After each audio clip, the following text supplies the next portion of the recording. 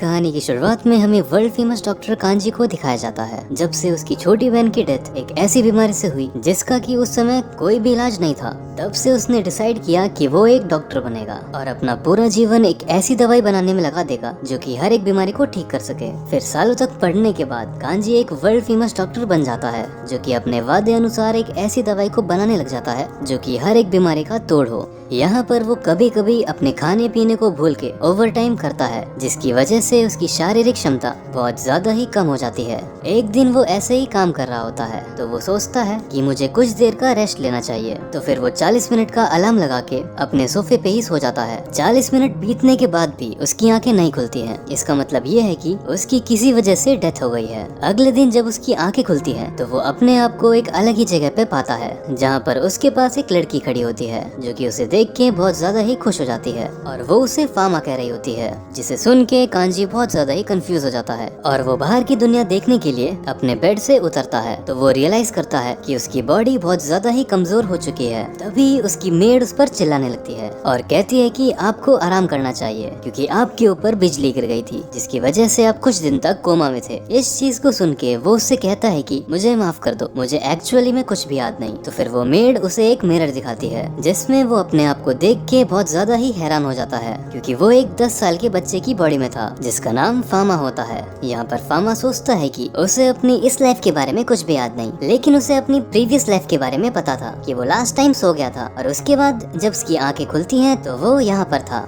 वो बहुत ज्यादा ही कंफ्यूज हो जाता है।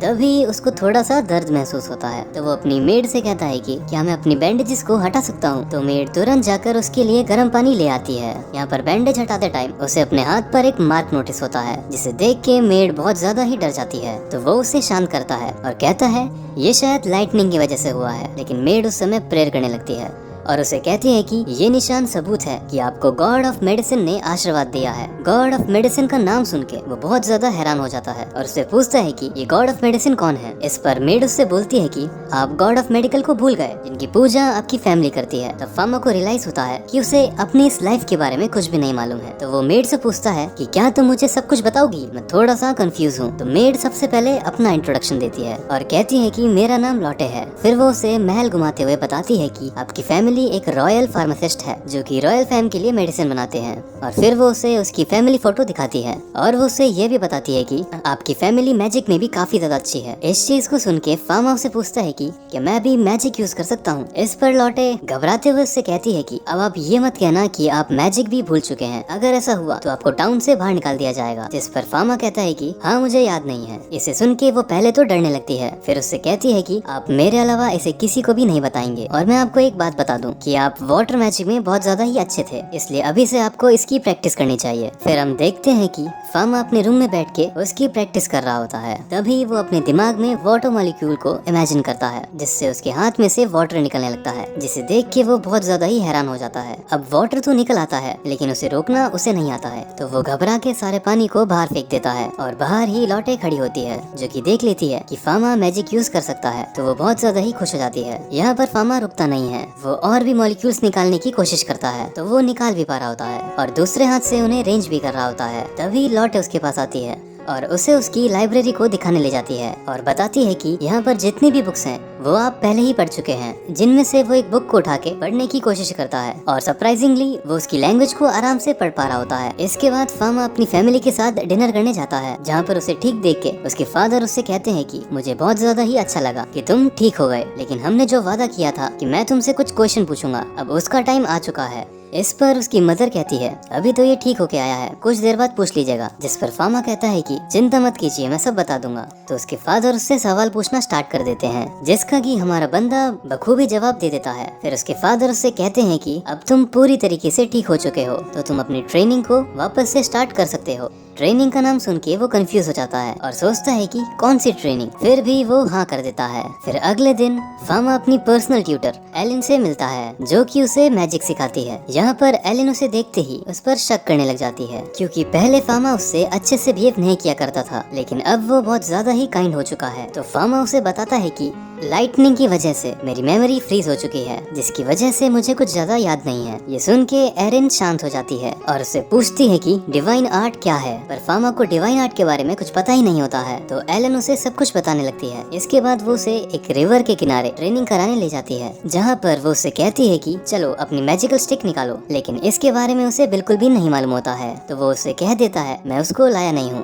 तो एलन उसे अपनी मैजिक स्टिक दे देती है, लेकिन उससे पहले वो उसे एक डेमो करके दिखाती है ताकि वो उसे देख के सीख सके। फिर उस डेमो को देख के फामा ट्राई करता है और वो इतना खतरनाक मैजिक कर देता है जिसे देख के एलन बहुत ज्यादा ही घबरा जाती है और वो उसे पहले चेक करने लगती है। फिर उसके मैजिक को नापने के लिए उसके हाथ में एक टूल पकड़ा देती है जो कि मैजिक मेजर करता है। यहाँ पर जैसे ही फामा उस मैजिक टूल के अंदर अपनी माना डालने लगता है, वैसे वो मैजिक टूल टूट जाता है, जिसे देख के एलन की और ज्यादा ही फट जाती है और वो दहशत में आ जाती है, क्योंकि इतना खतरनाक मैजिक तो किसी गॉड के पास ही हो सकता है या फिर किसी डीमन के पास। फिर हम कुछ देर बाद का सीन देखते हैं जहाँ पर एलन और फामा एक बेंच पे बैठे होते हैं और यहाँ पर एलन अभी भी दहशत में होती है, तो उसे शांत करने के लिए वो उसे हंसाने की कोशिश करता है और यहाँ पर एलन हंसने भी लगती है। तभी फामा को अपनी एक एबिलिटी का पता चलता है जिसका नाम डिवाइन आई है, जिसकी मदद से वो किसी भी व्यक्ति की इंजरी के बारे में पता कर सकता है। तो वो यहाँ पर एलन को स्कैन करने लगता है और उसे पता चलता है कि एलन की आंखों में और उंगलियों में दिक्कत है। तो वो डायरेक्ट जाके उसकी उंगलियों को पकड़ लेता है और उससे कहता है कि तुम्हारे हाथों में दिक्कत है। इस पर वो हैरान होकर फामा से पूछती है कि आखिर तुम्हें कैसे पता चला। तो फामा कहता है कि मैंने अपने हाथों को यूं किया तो मुझे तुम्हारी उंगली ग्लो करते हुए दिखी। इस चीज को सुन के वो बहुत ज्यादा ही घबरा जाती है और कहती है कि ये पावर तो एक नॉर्मल इंसान के पास नहीं हो सकती, आखिर तुम कौन हो। और वो डरते हुए फामा के पास से भाग जाती है। फिर हमें अगले दिन पता चलता है कि एलन की बहुत ज्यादा ही तबीयत खराब हो जाती है, जिसकी वजह से वो आज फामा को ट्रेनिंग देने नहीं आ पाएगी। इस पर फामा के फादर फामा को एक मेडिसिन देते हैं और उससे कहते हैं कि ये तुम एलन को दे आओ। तो यहाँ पर फामा उस मेडिसिन को लेके एलन के घर पहुँच जाता है। यहाँ पर वो मेडिसिन को चेक करने लगता है तो उसे पता चलता है कि ये जो मेडिसिन है वो ज्यादा इफेक्टिव नहीं है। तो वो अपनी मैजिक की मदद से उस मेडिसिन में थोड़ी सी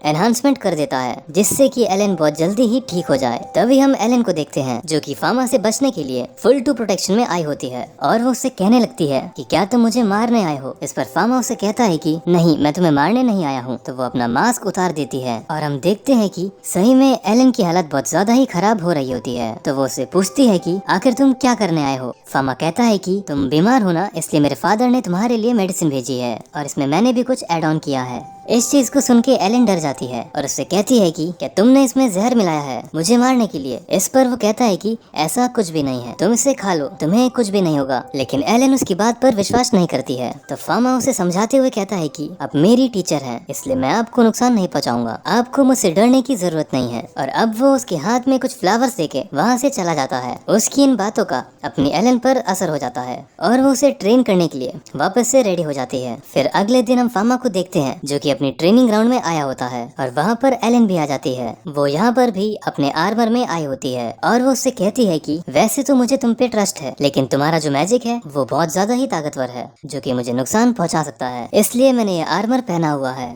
और वो उसे थैंक यू भी कहती है क्योंकि उसने जो मेडिसिन दी वो उसके ऊपर काम कर गई। फिर वो लोग ट्रेनिंग करते हैं जहाँ पर फामा की इनक्रेडिबल मैजिक स्किल को देख के एलन बहुत ज्यादा ही हैरान हो जाती है। अब ट्रेनिंग खत्म होने के बाद फामा अपने घर में बैठा होता है और अपनी डिवाइन आइज का यूज करके अपने सर्वेंट्स की इंजरी को देख रहा होता है। तभी वहाँ से लॉटे गुजरती है तो वो उसे भी स्कैन करता है और उसे पता चलता है कि लॉटे के हाथ में बहुत ज्यादा ही प्रॉब्लम है। तो वो डिसाइड करता है कि वो उन सारे सर्वेंट्स के लिए भी मेडिसिन बनाएगा। तो वो अपनी लैब में जाके उनके लिए अपनी मैजिक से मेडिसिन बनाने लगता है। कुछ देर बाद की मेहनत के बाद वो मेडिसिन को बना लेता है और फिर वो लॉटे के पास जाता है और इन मेडिसिन को लॉटे को दे देता है, जिसे पाके पहले तो लॉटे बहुत ज्यादा इमोशनल हो जाती है, फिर खुशी से उसे थैंक यू कहती है। फिर यहाँ पर फामा उन मेडिसिन को और भी सर्वेंट्स में बांट देता है, जिससे बाकी सर्वेंट्स को बहुत ज्यादा ही अच्छा लगता है। यहाँ पर लॉटे फामा से कहती है कि ये लोग कितने ज्यादा लकी हैं कि इन्हें एक रॉयल फैमिली फार्मासिस्ट से दवाई मिल रही है, लेकिन दुनिया में कुछ ऐसे भी लोग हैं जिन्हें की दवाइयाँ नसीब ही नहीं होती और वो लोग भुखमरी और लाचारी के कारण मारे जाते हैं। ये बात फामा के दिल में लग जाती है और वो यहाँ पर डिसाइड करता है कि वो एक ऐसी दुनिया बनाएगा जहाँ पर लोग दवाइयों की कमी से नहीं मरेंगे। फिर नेक्स्ट डे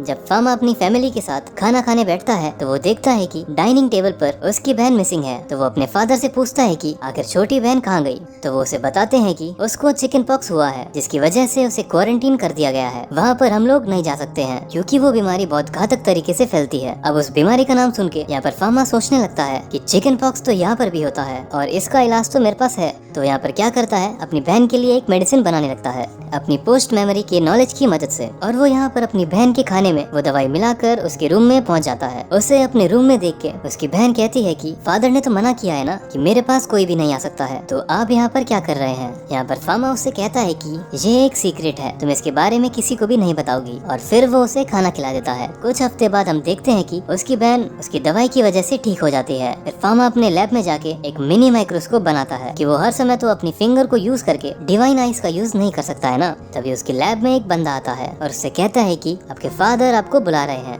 जैसे ही फामा अपने फादर के ऑफिस में पहुंचता है तो उसके फादर उससे कहते हैं कि जल्दी से अपना बैग पैक कर लो, हमें रॉयल किंगडम जाना है। इतना कहते ही सीन शिफ्ट होता है और हमें अगले दिन का सीन दिखाया जाता है जहाँ पर फामा और उसके फादर रॉयल किंगडम में पहुंच चुके होते हैं। और यहाँ पर हमें पता चलता है कि प्रिंसेस की हालत बहुत ज्यादा ही खराब है और वो मरने की हालत में है, जिसकी वजह से दुनिया के बेस्ट फार्मासिस्ट उनका चेकअप करने के लिए आए हुए हैं। यहाँ पर धीरे धीरे करके सारे फार्मासिस्ट क्वीन का चेकअप करते हैं, लेकिन उनकी बीमारी इतनी ज्यादा कॉम्प्लिकेटेड होती है कि वो सब अपने हाथ खड़े कर देते हैं कि हमसे इनका इलाज नहीं हो पाएगा। और उनमें से फामा के फादर भी होते हैं जो कि कह देते हैं कि हम इनका इलाज नहीं कर पाएंगे। तभी फामा सोचने लगता है कि आखिर ऐसी कौन सी बीमारी है जिसका कोई इलाज ही नहीं कर पा रहा है। तो वो अपनी डिवाइन आइज का यूज करके क्वीन को स्कैन करने लगता है और उसे पता चलता है कि क्वीन को तो ट्यूबरक्लोसिस है। इस डिजीज में इंसान के ऊपर कोई भी दवा काम नहीं करती है और इसके पेशेंट को सिर्फ इंजेक्शन देके बचाया जा सकता है, लेकिन इस दुनिया में तो इंजेक्शन एग्जिस्ट ही नहीं करता है। तो आखिर इन्हें बचाए कैसे, वो ये सब सोच ही रहे होते हैं कि तभी क्वीन के बच्चे बाहर से क्वीन के पास आते हैं और उसके पास आके रोते हुए कहते हैं कि मॉम आप हमें छोड़ के नहीं जा सकते, हम आपके बिना नहीं रह सकते हैं। अब उन्हें रोता हुआ देख के यहाँ पर फामा अपना कंट्रोल खो देता है और वो डायरेक्ट क्वीन के पास जाके उनसे रिक्वेस्ट करता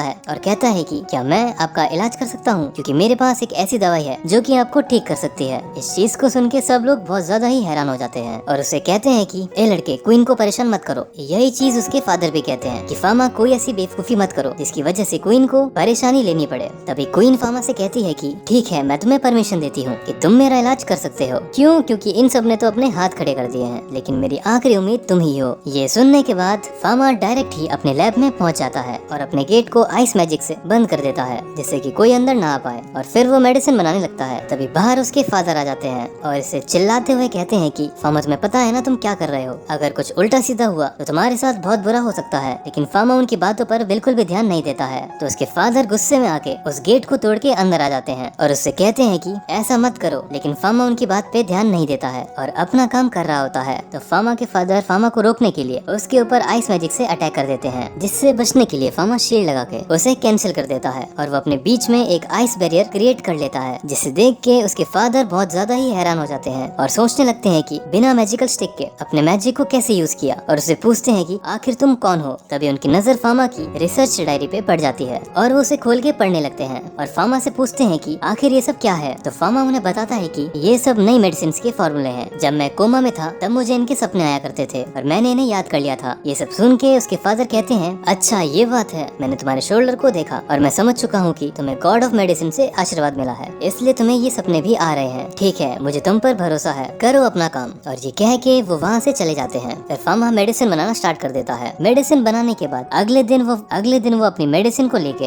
रॉयल किंगडम में पहुंच जाता है। यहाँ पर प्रिंसेस को दवाई देने से पहले वो उन्हें बताता है कि जो बीमारी है वो इन्फेक्शन की वजह से हुई है, जिसकी वजह से आपको ये जो दवा है वो 1 से 2 साल तक की लेनी पड़ सकती है, इसलिए आपको तैयार रहना पड़ेगा। और वो उनका एक ब्लड सैंपल लेके अपने माइक्रोस्कोप से उसके अंदर बैक्टीरिया दिखाता है, जिसे देख के वो सही में हैरान हो जाते हैं। इसके बाद फामा मेडिसिन के 2 गिलास तैयार करता है और एक खुद पीता है और एक क्वीन को दे देता है और उनसे कहता है कि अब हम दोनों की किस्मत इस मेडिसिन पे टिकी हुई है, लेकिन किसी को कुछ भी नहीं होता है। और यहाँ पर क्वीन थोड़ी देर बाद अपने आप को बेहतर महसूस करने लग जाती है, जिसे देख के सारे फार्मासिस्ट फामा की तारीफ करने लगते हैं। इसके बाद फामा अपने फादर के साथ वापस अपने मेंशन में आ जाता है। फिर हमें 9 महीने बाद का सीन दिखाया जाता है, जहाँ पर फामा क्वीन को चेक करने के लिए आया होता है और वो उन्हें बताता है कि अब आप धीरे धीरे करके ठीक हो रही हैं। तभी क्वीन उससे कहती है कि मैंने तो जीने की होप ही छोड़ दी थी, मुझे ऐसा लगने लगा था कि मैं मरने वाली हूँ, लेकिन एक पर्सन की वजह से मेरे अंदर वापस से हौसला आया और वो और कोई नहीं मेरा छोटा बेटा था, जिसने मुझे जीने की एक नई किरण दिखाई। जिसे सुन के फामा बहुत ज्यादा ही खुश होता है और उनसे जाते हुए कहता है कि ठीक है अब आप अपना ध्यान रखिएगा और मैं यहाँ से जाता हूँ। फिर हमें अगले दिन का सीन दिखाया जाता है, जहाँ पर फामा और फामा के फादर अच्छे खासे कपड़े पहन के रॉयल किंगडम में आते हैं, क्योंकि आज उन्हें क्वीन द्वारा रिस्पेक्ट दी जाने वाली होती है। यहाँ पर सबसे पहले बारी आती है फामा के फादर की। क्वीन अपने थ्रोन के सामने खड़े होकर फामा के फादर को रिस्पेक्ट देती है। फिर बारी आती है फामा की, जहाँ पर उसे भी रिस्पेक्ट मिलती है और रिस्पेक्ट के साथ साथ उसे रॉयल फार्मासिस्ट का टैग भी मिलता है। और क्वीन उससे कहती है कि अब तुम रॉयल कैपिटल में कहीं भी अपनी फार्मेसी खोल सकते हो। इस चीज को सुन के फामा बहुत ज्यादा ही खुश होता है, क्योंकि उसका सपना जो पूरा हो रहा होता है। फिर फामा अपने घर पे पहुँच के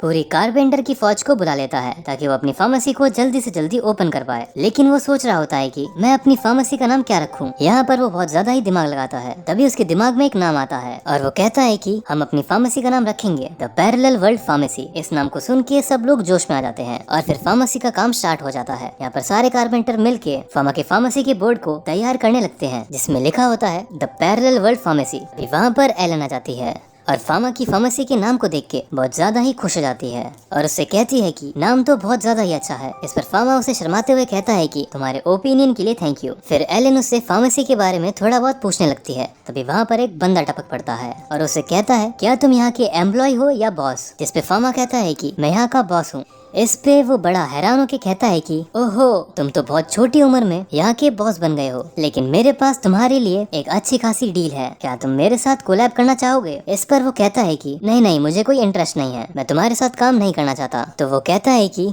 बड़ा पछताओगे, कर लो कोलैब, तुम वैसे भी इससे क्या ही कमा लोगे। तो वो कहता है कि मुझे कमाना भी क्या है, मैं सिर्फ गरीब लोगों को सस्ती दवा बांटना चाहता हूँ, जिससे उनका भला हो सके। इसे सुन के वो बहुत ज्यादा ही हैरान हो जाता है और कहता है कि ऐसे तो तुम्हारी फार्मेसी डूब जाएगी, तो मैं तुम्हें बचा लूंगा, आ जाओ मेरी टीम में। लेकिन वो मना कर देता है। तभी वो मोटू फामा को फोर्स करने लग जाता है। इस पर एलन को गुस्सा आ जाता है और वो उससे कहती है कि यहाँ से भाग रहे हो या पिटोगे। तो वो मोटू एलन से अपनी बेइज्जती कराने के बाद वहाँ से चला जाता है। इसके बाद फामा अपनी फार्मेसी के अंदर आ जाता है, जहाँ पर वो देखते हैं कि फार्मेसी में सिर्फ 2 वर्कर्स हैं, जो कि वो खुद ही हैं। तो वो सोचते हैं कि हमें वर्कर्स को बढ़ाना चाहिए। अभी वहाँ पर लौटे भी आ जाती है और उससे काम मांगने लगती है। वो कहती है कि मैं यहाँ पर सब कुछ कर सकती हूँ, जैसे मैं घर पे करती हूँ। तो वो उसे रख लेता है। तब भी उसमें एक इंसान की कमी होती है, जो कि अकाउंटेंट होता है। तो वो सोचता है कि मैं कौन से अकाउंटेंट को रखूं, जो कि थोड़ा एक्सपीरियंस भी होना चाहिए। फिर वो वापस से अपने घर पे आ जाता है। वहाँ पर फामा को देखने को मिलता है कि उसके घर के जितने भी सर्वेंट्स होते हैं वो रो रहे होते हैं। तो वो सोचने लगता है कि आखिर इन सबको क्या हो गया है, ये रो क्यों रहे हैं। तभी उसे पता चलता है कि उसके फादर के जो अकाउंटेंट थे वो आज रिटायर हो रहे हैं,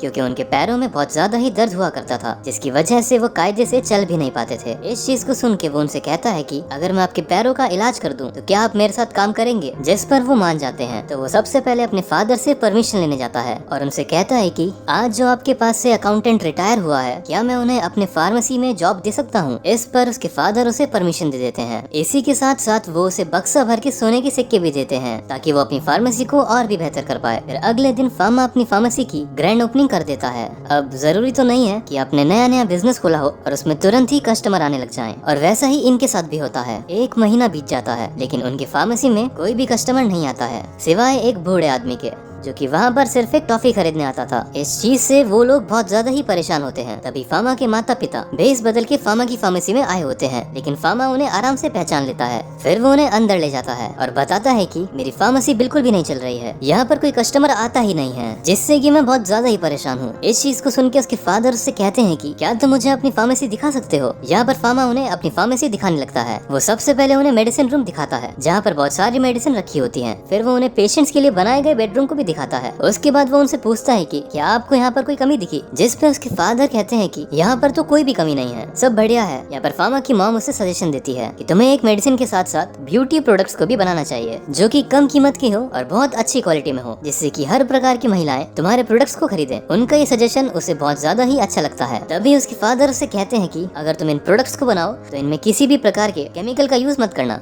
वरना ये स्किन डिजीज का कारण बन सकती है। यहाँ पर उन लोगों के बीच में बात चल ही रही होती है कि तभी वहाँ पर घबराते हुए एक बंदा आता है और फामा से कहता है कि क्या यहाँ पर कोई फार्मासिस्ट है। एक लड़की की हालत बहुत ज्यादा ही खराब है। ये सुन के फामा उसके साथ उस लड़की के पास जाता है और हम देखते हैं कि उस लड़की की सही में बहुत ज्यादा ही हालत खराब होती है। तो फामा अपनी डिवाइन आइज का यूज करके उसको स्कैन करने लगता है। तो उसे पता चलता है कि उसके हाथों में बहुत ज्यादा ही कट लगे हुए हैं, जिसकी वजह से उसका हैवी ब्लड लॉस हो गया है, जिसकी वजह से उसकी हालत ऐसी हो गई है। तो फामा उसे अपनी फार्मेसी में ले आता है और उसका इलाज करने के बाद उससे पूछता है कि आखिर तुमने अपने हाथों में कट क्यों लगाए। तो वो लड़की बताती है, मेरे क्रश ने मुझे रिजेक्ट कर दिया, जिसकी वजह से मैंने अपने हाथ को काट लिया। और वो ये कहते हुए रोने लगती है और उन लोगों से माफी मांगती है कि उसकी वजह से उन लोगों को बहुत ज्यादा ही प्रॉब्लम को फेस करना पड़ा। इस पे एलन उससे कहती है कि ऐसी बात नहीं है, अब तुम वापस से ये सब नहीं करोगी। फिर हमें कुछ दिनों बाद का सीन दिखाया जाता है, जहाँ पर वो लड़की वापस से फामा की फार्मेसी में आई होती है। अभी फामा ने अपने ब्यूटी प्रोडक्ट्स भी बना के तैयार कर दिए होते हैं, तो वो उस लड़की को कुछ डेमो के लिए देता है,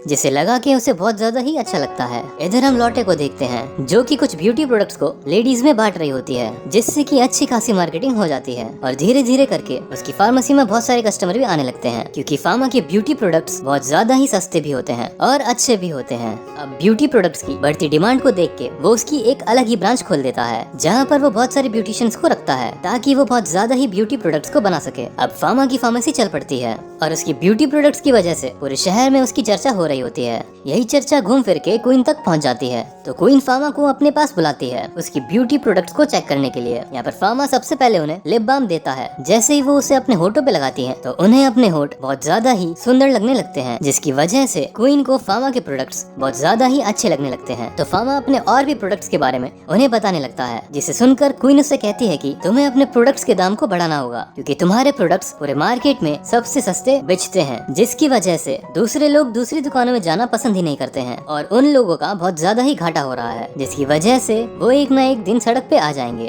क्वीन से ये बात सुन के फार्मा को रियलाइज होता है कि वो गलत कर रहा है। वो अपने प्राइस बढ़ाने के लिए मान जाता है। इसके बाद हम देखते हैं कि फार्मा बीच पे होता है, जहाँ पर उसकी छोटी बहन और लॉटी रेत से खेल रहे होते हैं और एलन कहीं कोने में सो रही होती है। फार्मा को देखते ही उसकी छोटी बहन उसे पानी में जाने की जिद करने लगती है, जिस पर वो उसे मना कर देता है और कहता है कि फादर ने पानी में जाने के लिए मना किया है। लेकिन लॉटे और उसकी छोटी बहन दोनों जिद करने लगते हैं, तो वो उन्हें रोक नहीं पाता है और जाने की इजाजत दे देता है। यहाँ पर फार्मा की छोटी बहन फार्मा को भी अपने साथ चलने के लिए कहती है, लेकिन यहाँ फार्मा उसे मना कर देता है। उसके मुंह से ये बात सुन के फार्मा को अपनी छोटी बहन की याद आने लगती है और वो एक जगह बैठ के बहुत ज्यादा ही रोने लगता है। तभी उसे अपनी छोटी बहन के चिल्लाने की आवाज आती है। वो देखता है कि वो पानी में डूब रही है, तो वो उसे बचाने के लिए दौड़ता है, क्योंकि उसे लगता है कि कहीं वो अपनी पहली वाली बहन की तरह इसे भी ना खो दे। और वो बिना सोचे समझे पानी में कूद जाता है और जल्दी से उसकी ओर जाने लगता है। जैसे ही वो वहाँ पर पहुँचता है, तो वो देखता है कि उसकी छोटी बहन पानी के अंदर डूबती चली जा रही है और वो भी उसे बचाने की कोशिश करता है, लेकिन वो बचा नहीं पा रहा होता है। तो वो गुस्से में तेजी से चिल्लाता है, जिससे कि उसकी बॉडी के अंदर से बहुत सारी पावर रिलीज होने लगती है और वहाँ पर एक बहुत बड़ा गड्ढा हो जाता है, जहाँ पर पानी की एक भी बूंद नहीं होती है। इसे देखकर खुद फार्मा भी अपनी पावर से डरने लग जाता है और वहीं पर एलन भी ये सब देख रही होती है। और इस पावर को देखकर एलन तो भाई बहुत ज्यादा ही हैरान हो जाती है, क्योंकि इस समय फार्मा ने नेगेटिव डिवाइन आर्ट का यूज किया था, जो कि सिर्फ एक डीमन ही कर सकता है। यहाँ पर फार्मा अपनी बहन को लेकर सही सलामत बाहर आ जाता है और वो सोचने लगता है कि शायद उसे ये सब करते हुए किसी ने भी नहीं देखा, लेकिन वो गलत था। वहीं पर एक बंदा खड़े होकर उसके इस सब कांड को देख रहा होता है और वो जल्दी से जाकर होली ग्रुप के मेंबर्स को इन सब चीजों के बारे में बता देता है। ये सब सुनने के बाद उन्हें लगता है कि शायद ये सब एक मॉन्स्टर का काम है, तो वो लोग फार्मा पे नजर रखने के लिए 2 असासिन्स को भेजते हैं। फिर हम देखते हैं कि फार्मा अपनी फार्मेसी में वापस आ जाता है, जहाँ पर 2 होली ग्रुप्स के लोग उसके ऊपर नजर रख रहे होते हैं। फिर अगले दिन जब एक सिपाही ड्यूटी से वापस आता है, तभी वो गेट खोलता है और गेट खोलते ही एक घोड़ा मिट्टी और कचड़े की सामान को लेकर फार्मेसी के अंदर घुस जाता है और वहाँ पर गंदगी फैला देता है। और ये बात जब ब्रूनो को पता चलती है, तो उन्हें लगता है कि शायद कोई उनकी फैमिली को टारगेट कर रहा है। फिर अगले दिन जब फार्मा अपनी फार्मेसी में साफ सफाई करने के लिए पहुँचता है, तभी उसके कुछ पुराने कस्टमर्स आते हैं अपने क्रू के साथ, और इसी के साथ शहर के कुछ लोग भी आते हैं उसकी मदद करने के लिए।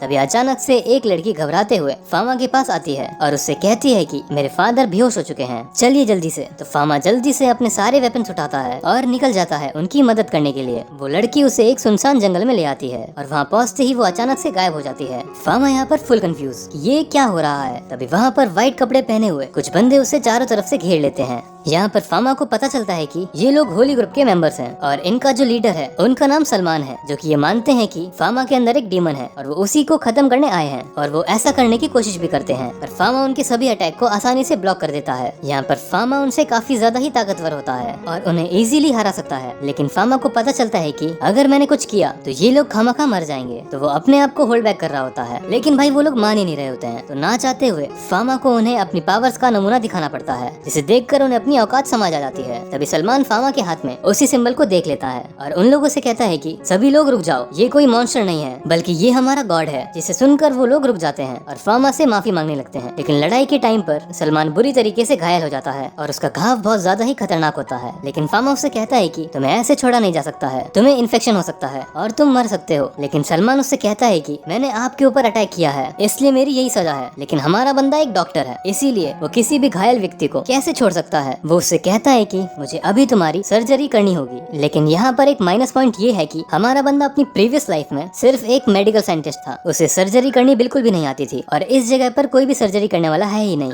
इसलिए वो डिसाइड करता है कि वो अपनी नॉलेज का यूज करके कैसे भी करके सर्जरी करेगा और वो वहीं पर इमरजेंसी टेंट लगाता है और सर्जरी स्टार्ट कर देता है। और भाई वो इतना लकी होता है कि ऑपरेशन सक्सेसफुल हो जाता है। फिर ठीक होने के बाद होली ग्रुप वाले उसे प्रमोशन दे देते हैं। उसके बाद वो फामा से मिलने जाता है उसकी फार्मेसी में और कहता है कि तुमने मेरी जान बचाई, इसलिए मैं तुम्हारे सीक्रेट को सीक्रेट ही रखूंगा। यहाँ पर सलमान फामा के लिए बहुत सारे गिफ्ट लाया होता है, उनमें से उसकी ग्रुप की एक होली स्टिक भी होती है जो कि वो उसे गिफ्ट कर देता है। जब फार्मा उस स्टिक को उठाता है तो अचानक से वो स्टिक ग्लो करने लग जाती है। तभी सोमन कहता है कि इस स्टिक ने तुम्हें चुन लिया है, जिसे देखकर एलन बहुत ज्यादा ही एक्साइटेड हो जाती है और फामा से कहती है कि क्या मैं एक बार इस स्टिक को छू सकती हूँ, जिस पर हमारा बंदा डायरेक्ट उसे दे देता है। लेकिन अचानक से वो स्टिक उसके हाथ से आर पार हो जाती है और यहाँ पर हमें पता चलता है कि इस स्टिक को वही होल्ड कर सकता है जिससे कि इस स्टिक ने खुद चुना हो।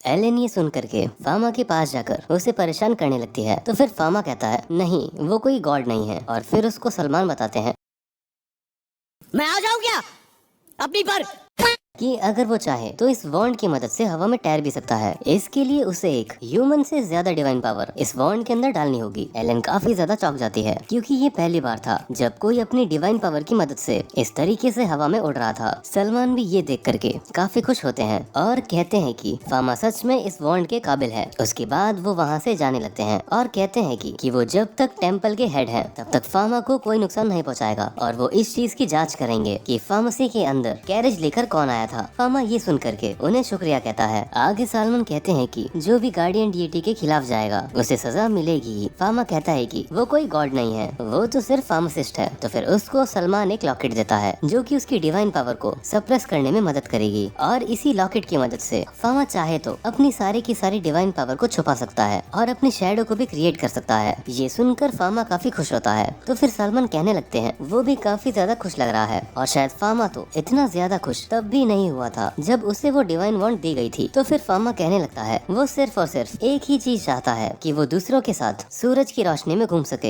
एक मामूली से इंसान की तरह। जिसके बाद वो जाने लगते हैं, जिसके बाद वो लॉटे के साथ पीछे जाने लगता है और वो लोग जा करके शॉपिंग भी करते हैं। उनके साथ ब्लांच भी रहती है और फामा ये देख करके काफी खुश रहता है कि उसकी फार्मेसी के अंदर बहुत सारे नए नए लोग आ रहे थे, लेकिन उसे फिर भी फार्मासिस्ट की कमी हो रही है क्योंकि एरिस्टोक्रेटिक फार्मासिस्ट काफी कम है और उन्हें दूसरे एक्सपीरियंस वाले फार्मासिस्ट की जरूरत है। और फिर हमें दिखाया जाता है एक लेडी को जो कि रास्ते में खड़े होकर एक दूसरे फार्मासिस्ट से पैरेलल वर्ल्ड फार्मेसी की मेडिसिन मांग रही थी और वो फार्मासिस्ट उन्हें मना कर देता है क्योंकि वो लोग उस तरह की दवाइयाँ नहीं बना सकते। उन्हें पता है कि पैरेलल वर्ल्ड फार्मेसी की जो मेडिसिन है वो काफी अच्छी रहती है, लेकिन उसे बना पाना उनके बस के बाहर है। और जो उनका ओनर है वो तो रॉयल फैमिली से भी है, जिसके कारण उसके पास डिवाइन आर्ट भी होगा और साथ ही साथ बहुत सारा पैसा भी, जिसके कारण उसने प्राइसेस इतने कम रखे हैं। ये सुनकर के वो लेडी गुस्सा हो जाती है और कहने लगती है तो आखिर वो लोग उनके साथ ही काम क्यों नहीं करते। तो फिर वो शॉपकीपर बताता है कि वो लोग ऐसा नहीं कर सकते क्योंकि ये गिल्ड की पॉलिसी के खिलाफ है। ये सारी चीज फामा भी खड़े होकर सुन रहा था। तभी ब्रांच उससे कहती है घर वापस चलने के लिए और फामा जाते हुए सोचने लगता है उसे एक नई गिल्ड की जरूरत होगी। और फिर हमें दिखाया जाता है वो यही चीज एलान से कह देता है और ये सुनकर एलान कहती है तो आखिर वो लोग कौन कौन से स्टोर को अपने साथ जोड़ेंगे। फामा कहता है अभी के लिए वो लोग अपनी दूसरी ब्रांच के साथ ही गिल्ड को शुरू करेंगे और फिर वो दूसरे भी काफी सारे अलग अलग शॉप को अपने साथ ला सकते हैं। फिर वो पेपर वर्क को लेकर सेट्रिक से मदद मांगने लगता है और सेट्रिक कहते हैं कि वो सब संभाल लेंगे। एलान ये सुनकर के काफी खुश हो रही थी क्योंकि फामा ने क्वीन से बात कर ली है इस चीज को शुरू करने के लिए। आगे एलान कहती है कि अगर उन लोग के पास और भी ज्यादा पार्टनर रहेंगे तो उनके एक ही स्टोर पर ज्यादा भीड़ नहीं रहेगी और उन लोगों को काम करने में आसानी होगी। फामा कहता है हाँ बिल्कुल, वो नहीं चाहता कि वो जरूरत से ज्यादा काम करे जिसके कारण उसे दिक्कत हो। एलन ये सुनकर के कहने लगती है कि वो तो 40 साल साल के बूढ़े इंसान की तरह बातें कर रहा है और फार्मा ये सुन करके हंसने लगता है। और आखिर में हमें उसी मेडिकल शॉप के ओनर को दिखाया जाता है जिनकी बेटी बीमार हो गई थी और वो काफी ज्यादा ही परेशान हो रहे थे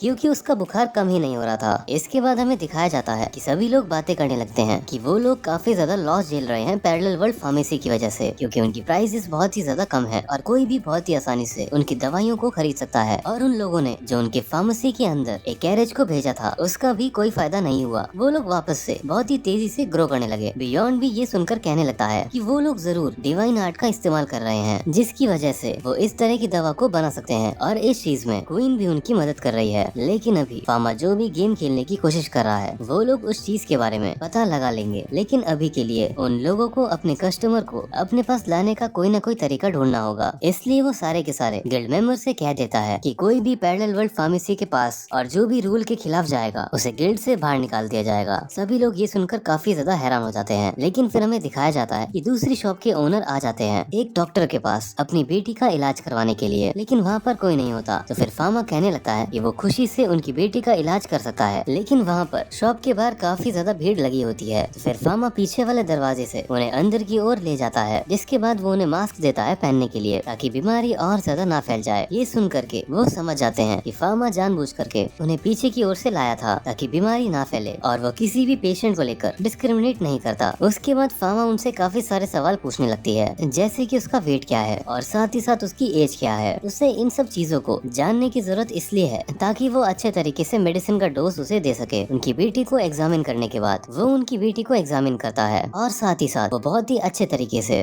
उसे ट्रीट भी कर रहा था। ये सब कुछ देख करके वो बहुत ही ज्यादा हैरान रहते हैं। आखिर में फार्मा उन्हें बताता है कि असल में उनकी बेटी को बुखार हो गया है। ये सुन करके पेरी कहने लगते हैं, क्या इसके ऊपर किसी इविल स्पिरिट ने कब्जा नहीं किया है? तो फिर फार्मा कहता है, ऐसा बिल्कुल भी नहीं है। असल में मारी की बॉडी के ऊपर थोड़े से वायरस का हमला हुआ है जिसके कारण ये सारे के सारे सिम्टम्स दिखाई दे रहे हैं, जैसे कि उसे नाक से सांस लेने में दिक्कत हो रही है और उसे अपने मुंह से सांस लेनी पड़ रही है। इसलिए अगर वो मेडिसिन को इनहेल करती है तो वो ज्यादा अच्छी तरीके से एब्जॉर्ब हो पाएगी और ज्यादा अच्छे तरीके से इफेक्टिव रहेगी। साथ ही साथ जो खाने वाली दवा है उसकी वजह से मारी की बॉडी का टेम्परेचर कम हो जाएगा। साथ ही में उसे पानी पीते रहने की जरूरत है ताकि वो जल्दी से जल्दी रिकवर हो पाए और फिर वो वहाँ से जाने लगते हैं। लेकिन इतनी सी देर में मारी की बॉडी का टेम्परेचर कम होने लगता है, जो देखकर वो काफी ज्यादा चौंक जाते हैं कि वो इतनी जल्दी इफेक्ट कर रही है। फार्मा फिर उन्हें 5 दिन की दवाई देता है और कहता है कि वो गार्ड से बात कर सकते हैं जब भी उन्हें कोई जरूरत हो। जिसके बाद पेरी उनसे पूछते हैं कि आखिर फीस कितनी है। तो फार्मा कहता है कि फीस बहुत ही ज्यादा कम है क्योंकि वो चाहता है कि बच्चों का इलाज काफी अच्छे तरीके से हो सके। और फिर वहाँ से जाते हुए पैरेलल वर्ल्ड फार्मेसी सच में बहुत ही ज्यादा कमाल की जगह है और वो अपनी वाइफ को भी बताते हैं कि पैरेलल वर्ल्ड फार्मेसी कितनी अच्छी जगह है और वहाँ का जो ओनर है वो बहुत ही ज्यादा समझदार है और वो बहुत ही ज्यादा कमाल का फार्मासिस्ट है। उसके अंदर एक्सपीरियंस और कॉन्फिडेंस बहुत ही ज्यादा है और उसका थोड़ा सा भी कॉन्फिडेंस और एक्सपीरियंस उनके पास होता तो वो अपनी शॉप को अच्छी तरीके से चला सकते थे, लेकिन वो उससे जा करके सीख नहीं सकते क्योंकि ये गिल्ड के रूल के खिलाफ है और अगर वो इसके खिलाफ जाते हैं तो उनका करियर खत्म हो जाएगा। ये बात सुन करके उनकी वाइफ कहने लगती है कि उन्हें पता है वो काफी ज्यादा मेहनत करते हैं और साथ ही साथ मारी अभी बहुत ही छोटी है और उनके ऊपर तो अभी कर्जा भी है, इसलिए उन्हें इस शॉप की जरूरत है। पेरी ये सुनकर रोने लगते हैं और कहते हैं कि हाँ उन्हें पता है कि ये सच है, लेकिन वो खुद आज अपनी बेटी का बिल नहीं कर पा रहे हैं। और फिर वो दोनों वहीं पर ऐसे ही रोते रहते हैं और फिर हमें बेरॉन को दिखाया जाता है जो कि काफी परेशान रहता है क्योंकि उनके शॉप के जो सामान रहते हैं वो काफी कम बिक रहे होते हैं और उनकी सेल्स भी बहुत ही तेजी से डाउन हो रही थी। साथ ही साथ फार्मा की कॉस्मेटिक शॉप की वजह से उन्हें और भी ज्यादा नुकसान हो रहा था। ये सारी चीज सुन के बेरॉन कहने लगते हैं कि उनकी खुद की वाइफ भी उनके कॉस्मेटिक का इस्तेमाल कर रही थी तो उन्होंने उनसे भी चीजों को उठा करके बाहर फेंक दिया। फिर वो बातें करने लगते हैं कि नए बिशप भी आए थे पैरेलल वर्ल्ड फार्मेसी के अंदर पर्सनली विजिट करने के लिए, यानी कि टेम्पल भी फार्मा को सपोर्ट कर रहा है। जिसके बाद बेरन पूछते हैं पेरी से क्योंकि उनकी शॉप का ही सबसे ज्यादा नुकसान हो रहा है क्योंकि वो ही सबसे ज्यादा करीब है पैरेलल वर्ल्ड फार्मेसी के। पेरी ये सुन करके खड़े होते हैं और कहते हैं कि वो सारी चीज साफ साफ बताना चाहते हैं कि असल में जो पैरेलल वर्ल्ड फार्मेसी है वो अपने कस्टमर का काफी अच्छे से ख्याल रखते हैं और वो वहाँ पर गए थे अपनी बेटी को लेकर और शॉप के अंदर सभी को इक्वली ट्रीट किया जाता है बिना किसी डिस्क्रिमिनेशन के। ये सुन करके बेरन कहने लगता है ये सब बेकार की बातें हैं, वो सिर्फ और सिर्फ अपनी एम्प्रेस की मदद से और साथ ही साथ डिवाइन पावर का इस्तेमाल कर रहा है हम सभी कॉमनर्स को दबाने के लिए। साथ ही साथ जो कॉमनर है वो एरिस्टोक्रेट के लिए कुछ भी नहीं है, वो लोग सिर्फ और सिर्फ उनके लिए बेकार हैं और जो नोबल्स हैं वो सिर्फ और सिर्फ कॉमनर्स का फायदा उठाते हैं। साथ ही साथ जो कॉमनर्स हैं उन्हें कॉमनर्स से कोई भी फर्क नहीं पड़ता, इसलिए वो लोग फार्मा के ऊपर डिपेंड नहीं कर सकते क्योंकि एरिस्टोक्रेट का कोई भी भरोसा नहीं है कि वो कब अपनी शॉप को बंद करके वापस से एरिस्टोक्रेट लोगों को ही चेक करना शुरू कर दें। इसलिए वो लोग यहाँ पर फामा को पूरी तरीके से कंट्रोल करने नहीं दे सकते। उन्हें कैसे भी करके फामा को यहाँ से हटाना होगा, नहीं तो इन सभी से उन सभी कॉम्युनर्स को बहुत ही ज्यादा नुकसान होगा। ये सुन करके पेरी कहने लगते हैं, लेकिन उसकी शॉप के साथ हम लोगों को काम करने की जरूरत है। बेरून कहते हैं कि आखिर वो इस तरीके से कैसे गिल्ड मास्टर से बात कर सकता है। ये सुनकर पेरी कहते हैं कि उन लोगों का जो मेडिकल का तरीका है वो काफी ज्यादा लॉजिकल और एडवांस है, इसलिए उन लोगों को उनसे सीखने की जरूरत है। लेकिन सभी लोग कहने लगते हैं कि वो ये सारे हर्ब्स का इस्तेमाल कर रहे हैं उनके पूर्वज के टाइम से। तो फिर पेरी कहते हैं ये सब कुछ तुक्के के ऊपर पूरे तरीके से निर्भर करता है और लोगों को खुद भी नहीं पता कि लोग उनकी इस हर्ब्स की मदद से वो लोग दूसरों के साथ मेडिकल के नाम पर फ्रॉड कर रहे हैं। बेरून को ये सुनकर गुस्सा आ जाता है और वो पेरी से कहता है कि वो घर छोड़ के यहाँ से दफा हो जाए। इसके बाद हमें दिखाया जाता है पेरी को जो अपनी शॉप के बाहर बैठ के रो रहे थे। तभी वहाँ पर फामा आ जाता है कि शॉप की हालत काफी ज्यादा खराब है। पेरी बताते हैं कि उन्होंने अपने एक्सपीरियंस के बारे में सभी को बताया कि उन्हें पैरेलल वर्ल्ड फार्मेसी के अंदर कैसा लगा, लेकिन सभी लोगों ने मिल करके उन्हें ही बाहर निकाल दिया और वो मेडिसिन को और ज्यादा यहाँ पर सेल नहीं कर सकते क्योंकि उनका बिजनेस लाइसेंस उनके पास से जा चुका है। ये सुन करके फामा कहने लगता है कि ये उसी की गलती है क्योंकि उसकी वजह से आप लोगों की ये हालत हो चुकी है। तो फिर पेरी कहते हैं ऐसी कोई बात नहीं है क्योंकि वो इस तरीके से हार नहीं मान सकते हैं एक फार्मासिस्ट के तौर पे, क्योंकि सच्चाई यही है कि पैरेलल वर्ल्ड फार्मेसी बहुत ही ज्यादा अच्छी शॉप है, लेकिन अब वो गिल्ड के बाहर हो गया है, इसलिए उन्हें दूसरी कंट्री में जाना होगा और सब कुछ दोबारा से शुरू करना होगा। फामा ये सुनकर के कहता है कि वो लोग भी एक नई गिल्ड को शुरू करने के बारे में सोच रहे हैं, तो तुम चाहो तो उसे ज्वाइन कर सकते हो। और ये सुन करके पेरी खुशी के मारे रोना ही शुरू कर देते हैं। जिसके बाद हमें अगले दिन का सीन दिखाया जाता है। वो वापस से अपनी फार्मेसी को खोलने जा रहे थे, वो काफी ज्यादा घबरा रहे थे। तो फिर मारी आ करके उन्हें चीयर करती है और फिर वो सोचते हैं कि वो दोबारा से एक नई शुरुआत करने जा रहे हैं। और फिर वो दरवाजा खोलते हैं जिसके बाहर काफी सारे लोगों की भीड़ रहती है और वो ये देख करके काफी ज्यादा हैरान हो जाते हैं। और ये सारी चीज देख करके पेरी की आंखों से अपने आप ही आंसू आने शुरू हो जाते हैं। इसके बाद हमें एक इंसान को दिखाया जाता है जिसके ऊपर कोई बाइंडिंग मैजिक करके उसे पकड़ लेता है और वो लोग उससे कहने लगते हैं कि तुमने काफी सारे ट्रीटमेंट के नए नए मेथड्स को इजाद किया है और लोगों ने तुम्हें जीनियस कहना शुरू कर दिया था, तो फिर आखिर तुमने ऐसा क्यों किया? वो इंसान कहता है वैसे भी जो लोग पैदा हुए हैं उन्हें तो मरना है ही। ये बात सुनकर ब्रूनो कहने लगते हैं क्या इसलिए तुमने इतने सारे एक्सपेरिमेंट असली इंसानों के ऊपर किए? तो फिर वो इंसान कहने लगता है कि वैसे भी इन सभी चीजों से कोई फर्क नहीं पड़ता क्योंकि इस दुनिया के अंदर सिर्फ और सिर्फ झूठ ही झूठ है। जिसके बाद वो ब्रूनो का नाम भी लेता है, जिसे सुनकर ब्रूनो काफी ज्यादा परेशान हो जाते हैं। उसके बाद ब्रूनो की आंखें खुल जाती हैं और वो काफी ज्यादा ही डरे हुए थे। जिसके बाद अगले दिन ब्रूनो बैठ के फामा के साथ खाना खाते हैं, लेकिन उन्हें पेल का एक लेटर आता है और वो इसे काफी ज्यादा ध्यान से पढ़ते हैं। उनकी मदर को चिंता हो रही थी और फिर ब्रांच पूछने लगती है कि क्या वो उनका बड़ा भाई है? तो फिर फामा हाँ कहता है। लॉटे फिर बताती है कि वो नेवेल्ट मेडिसिन कॉलेज के अंदर पढ़ रहा है। ये सुनकर के ब्रांच कहने लगती है कि जो बड़े भाई हैं वो तो काफी कमाल के हैं ना? तो लॉटे कहती है कि हाँ, उनका छोटा भाई बहुत ही ज्यादा कमाल का है। जिसके बाद ब्रूनो फामा को बुलाते हैं और बताते हैं कि उनकी कैपिटल के अंदर सेंट लुइस की तरफ से बहुत ही बड़ा फेस्टिवल होने वाला है, जिसके अंदर काफी ज्यादा दूर दूर से बहुत ही ज्यादा लोग आने वाले हैं। लेकिन असल में सबसे बड़ी दिक्कत ये है कि यहाँ पे काफी बड़ी बीमारी भी फैल रही है और ये एक बहुत ही ज्यादा अजीब तरह की महामारी है जिसने की नीदरलैंड कंट्री के करीब में ही फैलना शुरू कर दिया है। पेल के लेटर के हिसाब से करीब 1000 लोग उसकी वजह से अपनी जान भी गवा चुके हैं और जब वो फेस्टिवल होगा तो उसके अंदर नीदरलैंड कंट्री के लोग भी आने वाले हैं। इसीलिए नोवेलॉर्ड एकेडमिक सर्च टीम उनके सैंपल लेने के लिए गई हुई है। फामा ये सुन करके कहता है क्या इसका मतलब ये है कि यहाँ पर भी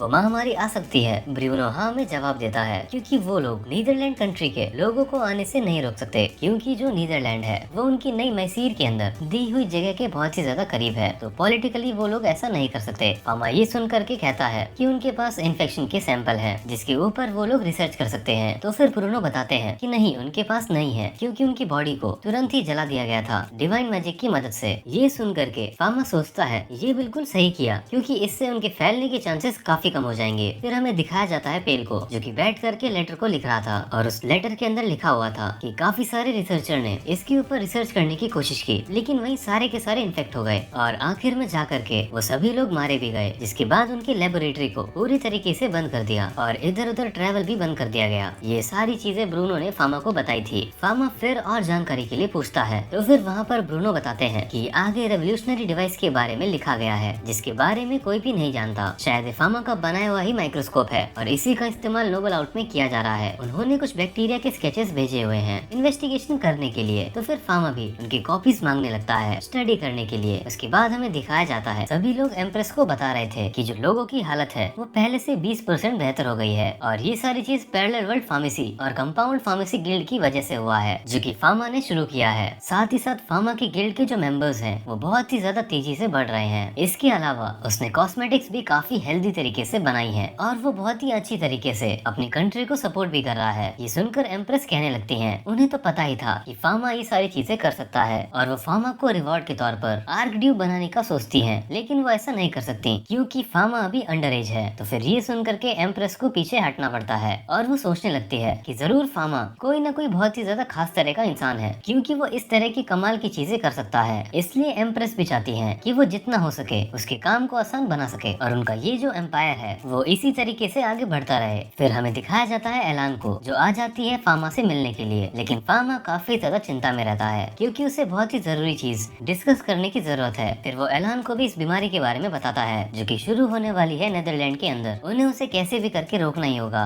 लॉटे तभी फार्मा को बताती है कि पेल की तरफ से कैरियर पिजन कुछ लेकर आया है, जिसके बाद फार्मा उस लेटर को पढ़ने के बाद तो ये बीमारी इस दुनिया के अंदर भी है। एलन फार्मा से पूछती है कि फार्मा कुछ भी इसके बारे में जानता है। फार्मा बताता है कि ये काफी लो मैग्निफिकेशन का स्केच है, तो वो साफ तौर पे कुछ भी नहीं कह सकता, लेकिन इसे देख करके लगता है कि ये जर्सीना 35 नाम की बीमारी है। और फिर हमें दिखाया जाता है वो लोग काफी सारे दूसरे फार्मासिस्ट की मदद लेते हैं ताकि वो लोग इस बीमारी का सामना कर सकें। फार्मा ने फेस्टिवल के लिए काफी सारे क्वारंटाइन स्टेशन भी बनवा दिए थे जहाँ पर दूसरे लोग आके आराम कर सकें और सभी लोग अपनी पूरी कोशिश करने वाले हैं ताकि वो ब्लैक डेथ को रोक सके एम्पायर के अंदर तबाही मचाने से। फार्मा उन सभी लोगों से कह देता है कि वो लोग नीदरलैंड के लोगों के साथ अच्छे तरीके से बिहेव करें। इन सभी चीजों के बाद फार्मा पूछता है कि उसे भी बातें करने की जरूरत है और फिर वो चला जाता है ब्रूनो के पास ये बताने के लिए कि वो स्केच की मदद से समझ गया है कि ये बीमारी असल में ब्लैक डेथ है। आगे ब्रूनो बताते हैं कि उन्हें भी ऐसा ही लग रहा है, लेकिन वो अभी तक इसका इलाज नहीं ढूंढ पाए। अब इसे 210 साल पहले अर्थ के ऊपर काफी ज्यादा ही इस तरह की बीमारियों ने आतंक मचाया था और उसकी वजह से आधे यूरोप की पॉपुलेशन मर गई थी और ह्यूमैनिटी की हिस्ट्री के अंदर ये एक बुरे सपने जैसा है।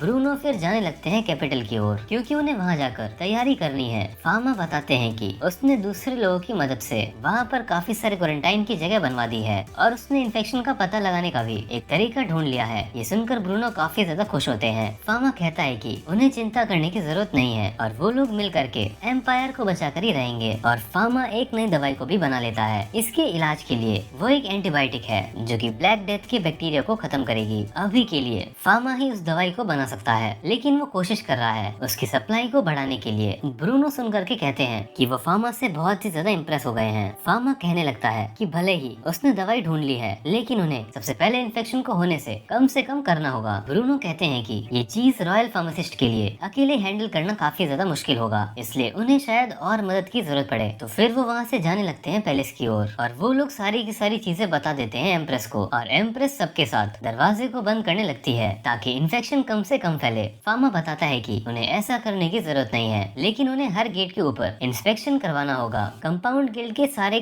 फार्मासिस्ट मदद करेंगे। ये सुन करके एम्प्रेस इस चीज का ऑर्डर देती है क्योंकि एम्पायर के लोगों की जिंदगी को बचाना ही एक एम्प्रेस का काम है और वो काफी ज्यादा खुश है कि उन्होंने पहले ही फार्मा की बात को मान लिया था और वो लोग इस तरह की बीमारी को उनकी नेशन को खराब करने नहीं दे सकते। वो लोग अपनी पूरी कोशिश करेंगे इस चीज को होने से रोकने के लिए। फिर हमें दिखाया जाता है सभी लोग काफी अच्छे तरीके से काम कर रहे थे और फार्मा ने एक बहुत ही ज्यादा हाईटेक माइक्रोस्कोप बना दिया था जिससे वो लोग अच्छे तरीके से चीजों को मैग्नीफाई कर सकते हैं और जो रिसर्चर रहेंगे उनके इन्फेक्ट होने के चांसेस भी काफी कम रहेंगे। फार्मा फिर नई दवाई के बारे में पूछने लगता है तो फिर पेरी बताता है कि उनकी जो नई दवाई है उसके मटेरियल सभी लोगों को पहुंच गए हैं और वो करीब 1000 लोगों को आसानी से ट्रीट कर सकते हैं, इसलिए वो इन सभी की सभी दवाइयों को क्वारंटाइन स्टेशन तक पहुंचाने की कोशिश कर रहे हैं। फार्मा ये सुन करके उन्हें शुक्रिया कहता है। आगे फार्मा कहता है कि कोई भी इन्फेक्टेड रहता है तो वो लोग उसे फ्री में ट्रीटमेंट देंगे और ये जो इन्फेक्शन है ये हवा के अंदर एयर ड्रॉपलेट्स की वजह से फैल रहा है, तो वो लोग ये दवाई किसी को भी दे सकते हैं जिसको भी इसकी जरूरत हो। पेरी भी ये सुनकर कहते हैं कि वो लोग एक टीम की तरह काम करेंगे ताकि वो लोग ब्लैक डेथ को रोक सकें। एम्प्रेस भी काफी ज्यादा चिंता में रहती है सेंट लुइस फेयर को लेकर के और उसके बाद वहाँ पे सभी लोग उन्हें बताते हैं कि अलग अलग गिल्ड और साथ ही साथ मर्चेंट उनकी मदद कर रहे हैं। जो क्वारंटाइन स्टेशन है वो बहुत ही अच्छे तरीके से काम कर रहा है। ये सुनकर के एम्प्रेस काफी ज्यादा खुश हो जाती है। साथ ही साथ वो बताते हैं कि उन्होंने बिशप सलमान को भी इसके बारे में बता दिया है और वो विंड डिवाइन प्रैक्टिशनर की मदद से सफाई में मदद करने वाले हैं ताकि वो लोग चीजों को डिसइंफेक्ट कर सकें। और इन सभी चीजों को देखकर लगता है कि ये जो अननोन डिजीज है वो पूरी तरीके से खत्म हो रही है। एम्प्रेस फिर भी उनसे सावधान रहने को कहती है है ताकि और भी ज्यादा वो लोग नुकसान को कम कर सकें। ये सुन करके सारे के सारे मिनिस्टर्स उनकी बात को मान जाते हैं और उन लोगों को फामा की डिजाइन को ही फॉलो करना होगा क्योंकि उसके सारे के सारे डिजाइन बिल्कुल ही सही रहते हैं। फामा फिर सोचने लगता है क्या वो सच में इस बीमारी को रोक पाएगा। उसने उसके बारे में ज्यादा नहीं पढ़ा है। तभी एलान फामा से कहती है कि उसने पहले ही काफी सारे लोगों को बचा भी लिया है। और फिर हमें दिखाया जाता है लॉटे को जो फामा को चीयर कर रही होती है अच्छे तरीके से काम करने के लिए और साथ ही साथ खुद का ख्याल रखने के लिए और जरूरत से ज्यादा ना काम करने के लिए। इसके बाद एलान और फामा वहाँ से जाने लगते हैं। इसके बाद हमें दिखाया जाता है वहाँ पर सारी शिप आ जाती हैं और ये देखकर फामा कहता है उसे नहीं लगता कि ये सारी चीज इस तरीके से होंगी क्योंकि इन सभी शिप के अंदर कहीं पे भी इन्फेक्शन छुपा हुआ हो सकता है। इसके बाद वो एलाइन से कहता है कि उन्हें चल करके अब इंस्पेक्शन शुरू कर देना चाहिए और उन्हें कैसे भी करके इस महामारी को रोकना होगा। वो लोग फिर सिटी के अंदर आ जाते हैं जहाँ पे बाकी के डॉक्टर्स आ करके उन्हें दूसरी शिप की इंस्पेक्शन की रिपोर्ट्स देते हैं जो कि कल आई थी और उन्होंने साथ ही साथ काफी सारी शिप को अच्छे तरीके से प्यूरिफाई भी कर दिया है। फामा कहता है कि वो लोग थोड़ी सी भी लापरवाही नहीं कर सकते। उन्हें लगातार लोगों को क्वारंटाइन और आइसोलेट करना होगा। जिसके बाद फामा और एलान एक बोट के अंदर बैठ करके शिप में जाते हैं जहाँ पर फामा कैप्टन को बताता है कि वो यहाँ पर इंस्पेक्शन के लिए आया है। लेकिन कैप्टन गुस्से में रहता है तो फामा उसे थोड़ी देर के लिए सब्र रखने को कहता है और वहाँ के फार्मासिस्ट से बात करने लगता है। फार्मासिस्ट फामा को वहाँ के इंस्पेक्शन रिपोर्ट देता है लेकिन फामा कहता है कि वो और भी उनसे कुछ सवाल पूछना चाहता है। जिसके बाद फामा डिवाइन आर्ट की मदद से इंस्पेक्शन करता है और बताता है कि इस शिप के अंदर कोई दिक्कत नहीं है, जिससे सुन करके कैप्टन काफी ज्यादा खुश हो जाता है। उसके बाद फामा उसे कुछ डॉक्यूमेंट देता है जो कि उसे जमीन पर ले जाकर दिखाना होगा और साथ ही साथ कुछ प्रिस्क्रिप्शन भी देता है उनके क्रू को सी सिकनेस से बचाने के लिए, जिसके अंदर विटामिन के बारे में लिखा था जो कि उन्हें लैंड पर मिल जाएगी। फार्मा और एलान जब वहाँ से जा रहे थे तो दूसरी शिप का कैप्टन उनके ऊपर चीजें फेंकने लगता है और कहता है कि उसे जल्दी से जल्दी अपना सारा का सारा सामान जमीन पे उतारना है। तो फिर दूसरी शिप का कैप्टन कहने लगता है कि नहीं, उसका सामान उतारना ज्यादा जरूरी है और वो दोनों एक दूसरे में ही लड़ाई करने लगते हैं। जो सुन करके एलान को काफी गुस्सा आने लगता है और वो उन सभी का मुंह बंद कराने जा रही थी लेकिन तभी अचानक से वहाँ पर कोई कैनन फायर कर देता है जिसे देख करके एलन काफी ज्यादा डर जाती है और कहती है वो कुछ भी नहीं कर सकती है। तभी हमें दिखाया जाता है वहाँ पर इंपीरियल नेवी आ गई थी। नेवी के कमांडर फिर कहने लगते हैं कि वो एम्पायर के अंदर आके एम्पायर के रॉयल फार्मासिस्ट के ऊपर इस तरीके से हमला नहीं कर सकते। एलान और फामा ये देख करके हैरान रहते हैं क्योंकि असल में वो उनके शॉप के रेगुलर कस्टमर थे और उनका नाम जिन था। कैप्टन फिर सभी के सभी लोगों को धमकी देते हैं कि जो भी फामा के ऊपर हमला करेगा वो उसकी शिप को यहीं पर ही डुबो देगा। सारे लोग ये सुन के काफी ज्यादा डर जाते हैं और उनकी बात मान करके शांत हो जाते हैं। एलान और फामा उनको शुक्रिया कहते हैं। कैप्टन फिर कहने लगते हैं कि समंदर असल में उनकी जिम्मेदारी है और फिर वो फामा से पूछते हैं कि आखिर उसकी दुकान कब खुलने वाली है। तो फिर दूसरे लोग फामा को बताने लगते हैं कि कैप्टन को उसकी सी कैंडी बहुत पसंद है और उसकी वजह से ही किसी को भी सी सिकनेस नहीं होती और कैप्टन और भी ज्यादा बल्क में ऑर्डर देने वाले हैं बाकी शिप के लिए भी।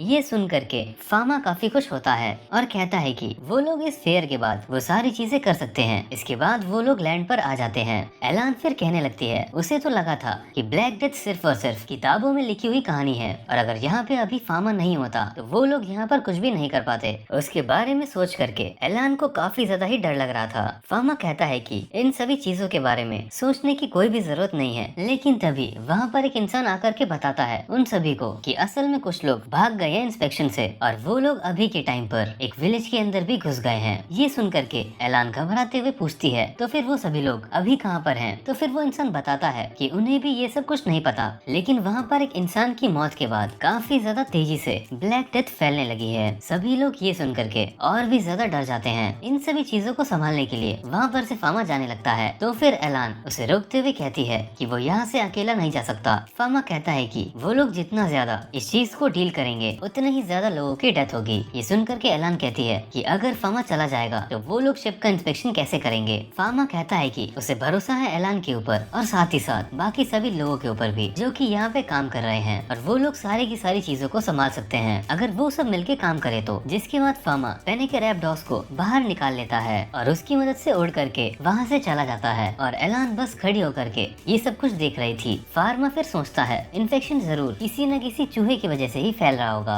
जो कि शिप के ऊपर था। लेकिन अभी फार्मा को उन सभी लोगों को ढूंढ करके उनकी शिप और क्रू को प्यूरिफाई करना होगा, नहीं तो वो सभी मारे जाएंगे। जिसके बाद फार्मा काफी तेजी से उड़ते हुए आगे जाता है और वो पेड़ से टकराने वाला था लेकिन लेकिन वो उसके आर पार हो जाता है। फार्मा फिर सोचने लगता है कि पेनेके रैप्टोर्स के पास काफी सारी अलग अलग तरह की एबिलिटीज हैं, शायद ये भी उनमें से एक है, लेकिन अभी के लिए उसे बहुत ही तेजी से जाना होगा उस विलेज के पास। फिर हमें दिखाया जाता है उस विलेज के सभी लोग वहाँ से जा रहे होते हैं क्योंकि उन्हें लग रहा था कि उनके विलेज के ऊपर कोई कर्स आ गया है और एक इविल स्पिरिट वहाँ पर आ गई है जो कि लोगों को मार रही है। फार्मा तभी उनके सामने उड़ते हुए आ जाता है और उन सबसे कहने लगता है वापस जाने के लिए। वो सभी लोग ये सुनकर के कहने लगते हैं कि चारों ओर लोगों की मौत हो रही है और वो लोग यहाँ से ना जाएं। आखिर इस तरह की बकवास ये बच्चा क्यों कर रहा है। उसके बाद फार्मा कहने लगता है कि वो प्रॉमिस करता है कि वो सारी चीज उन्हें अच्छी तरीके से एक्सप्लेन कर देगा, लेकिन वो सभी लोग कहने लगते हैं कि आखिर उसने इतने अजीब से कपड़े क्यों पहन रखे हैं। फार्मा कहता है कि इन सभी चीजों से मतलब नहीं है, अगर तुम लोग यहाँ से जाओगे तो तुम लोग तुरंत ही मारे भी जाओगे। ये सुन करके वो सभी लोग कहने लगते हैं कि फार्मा जरूर कोई इविल स्पिरिट है।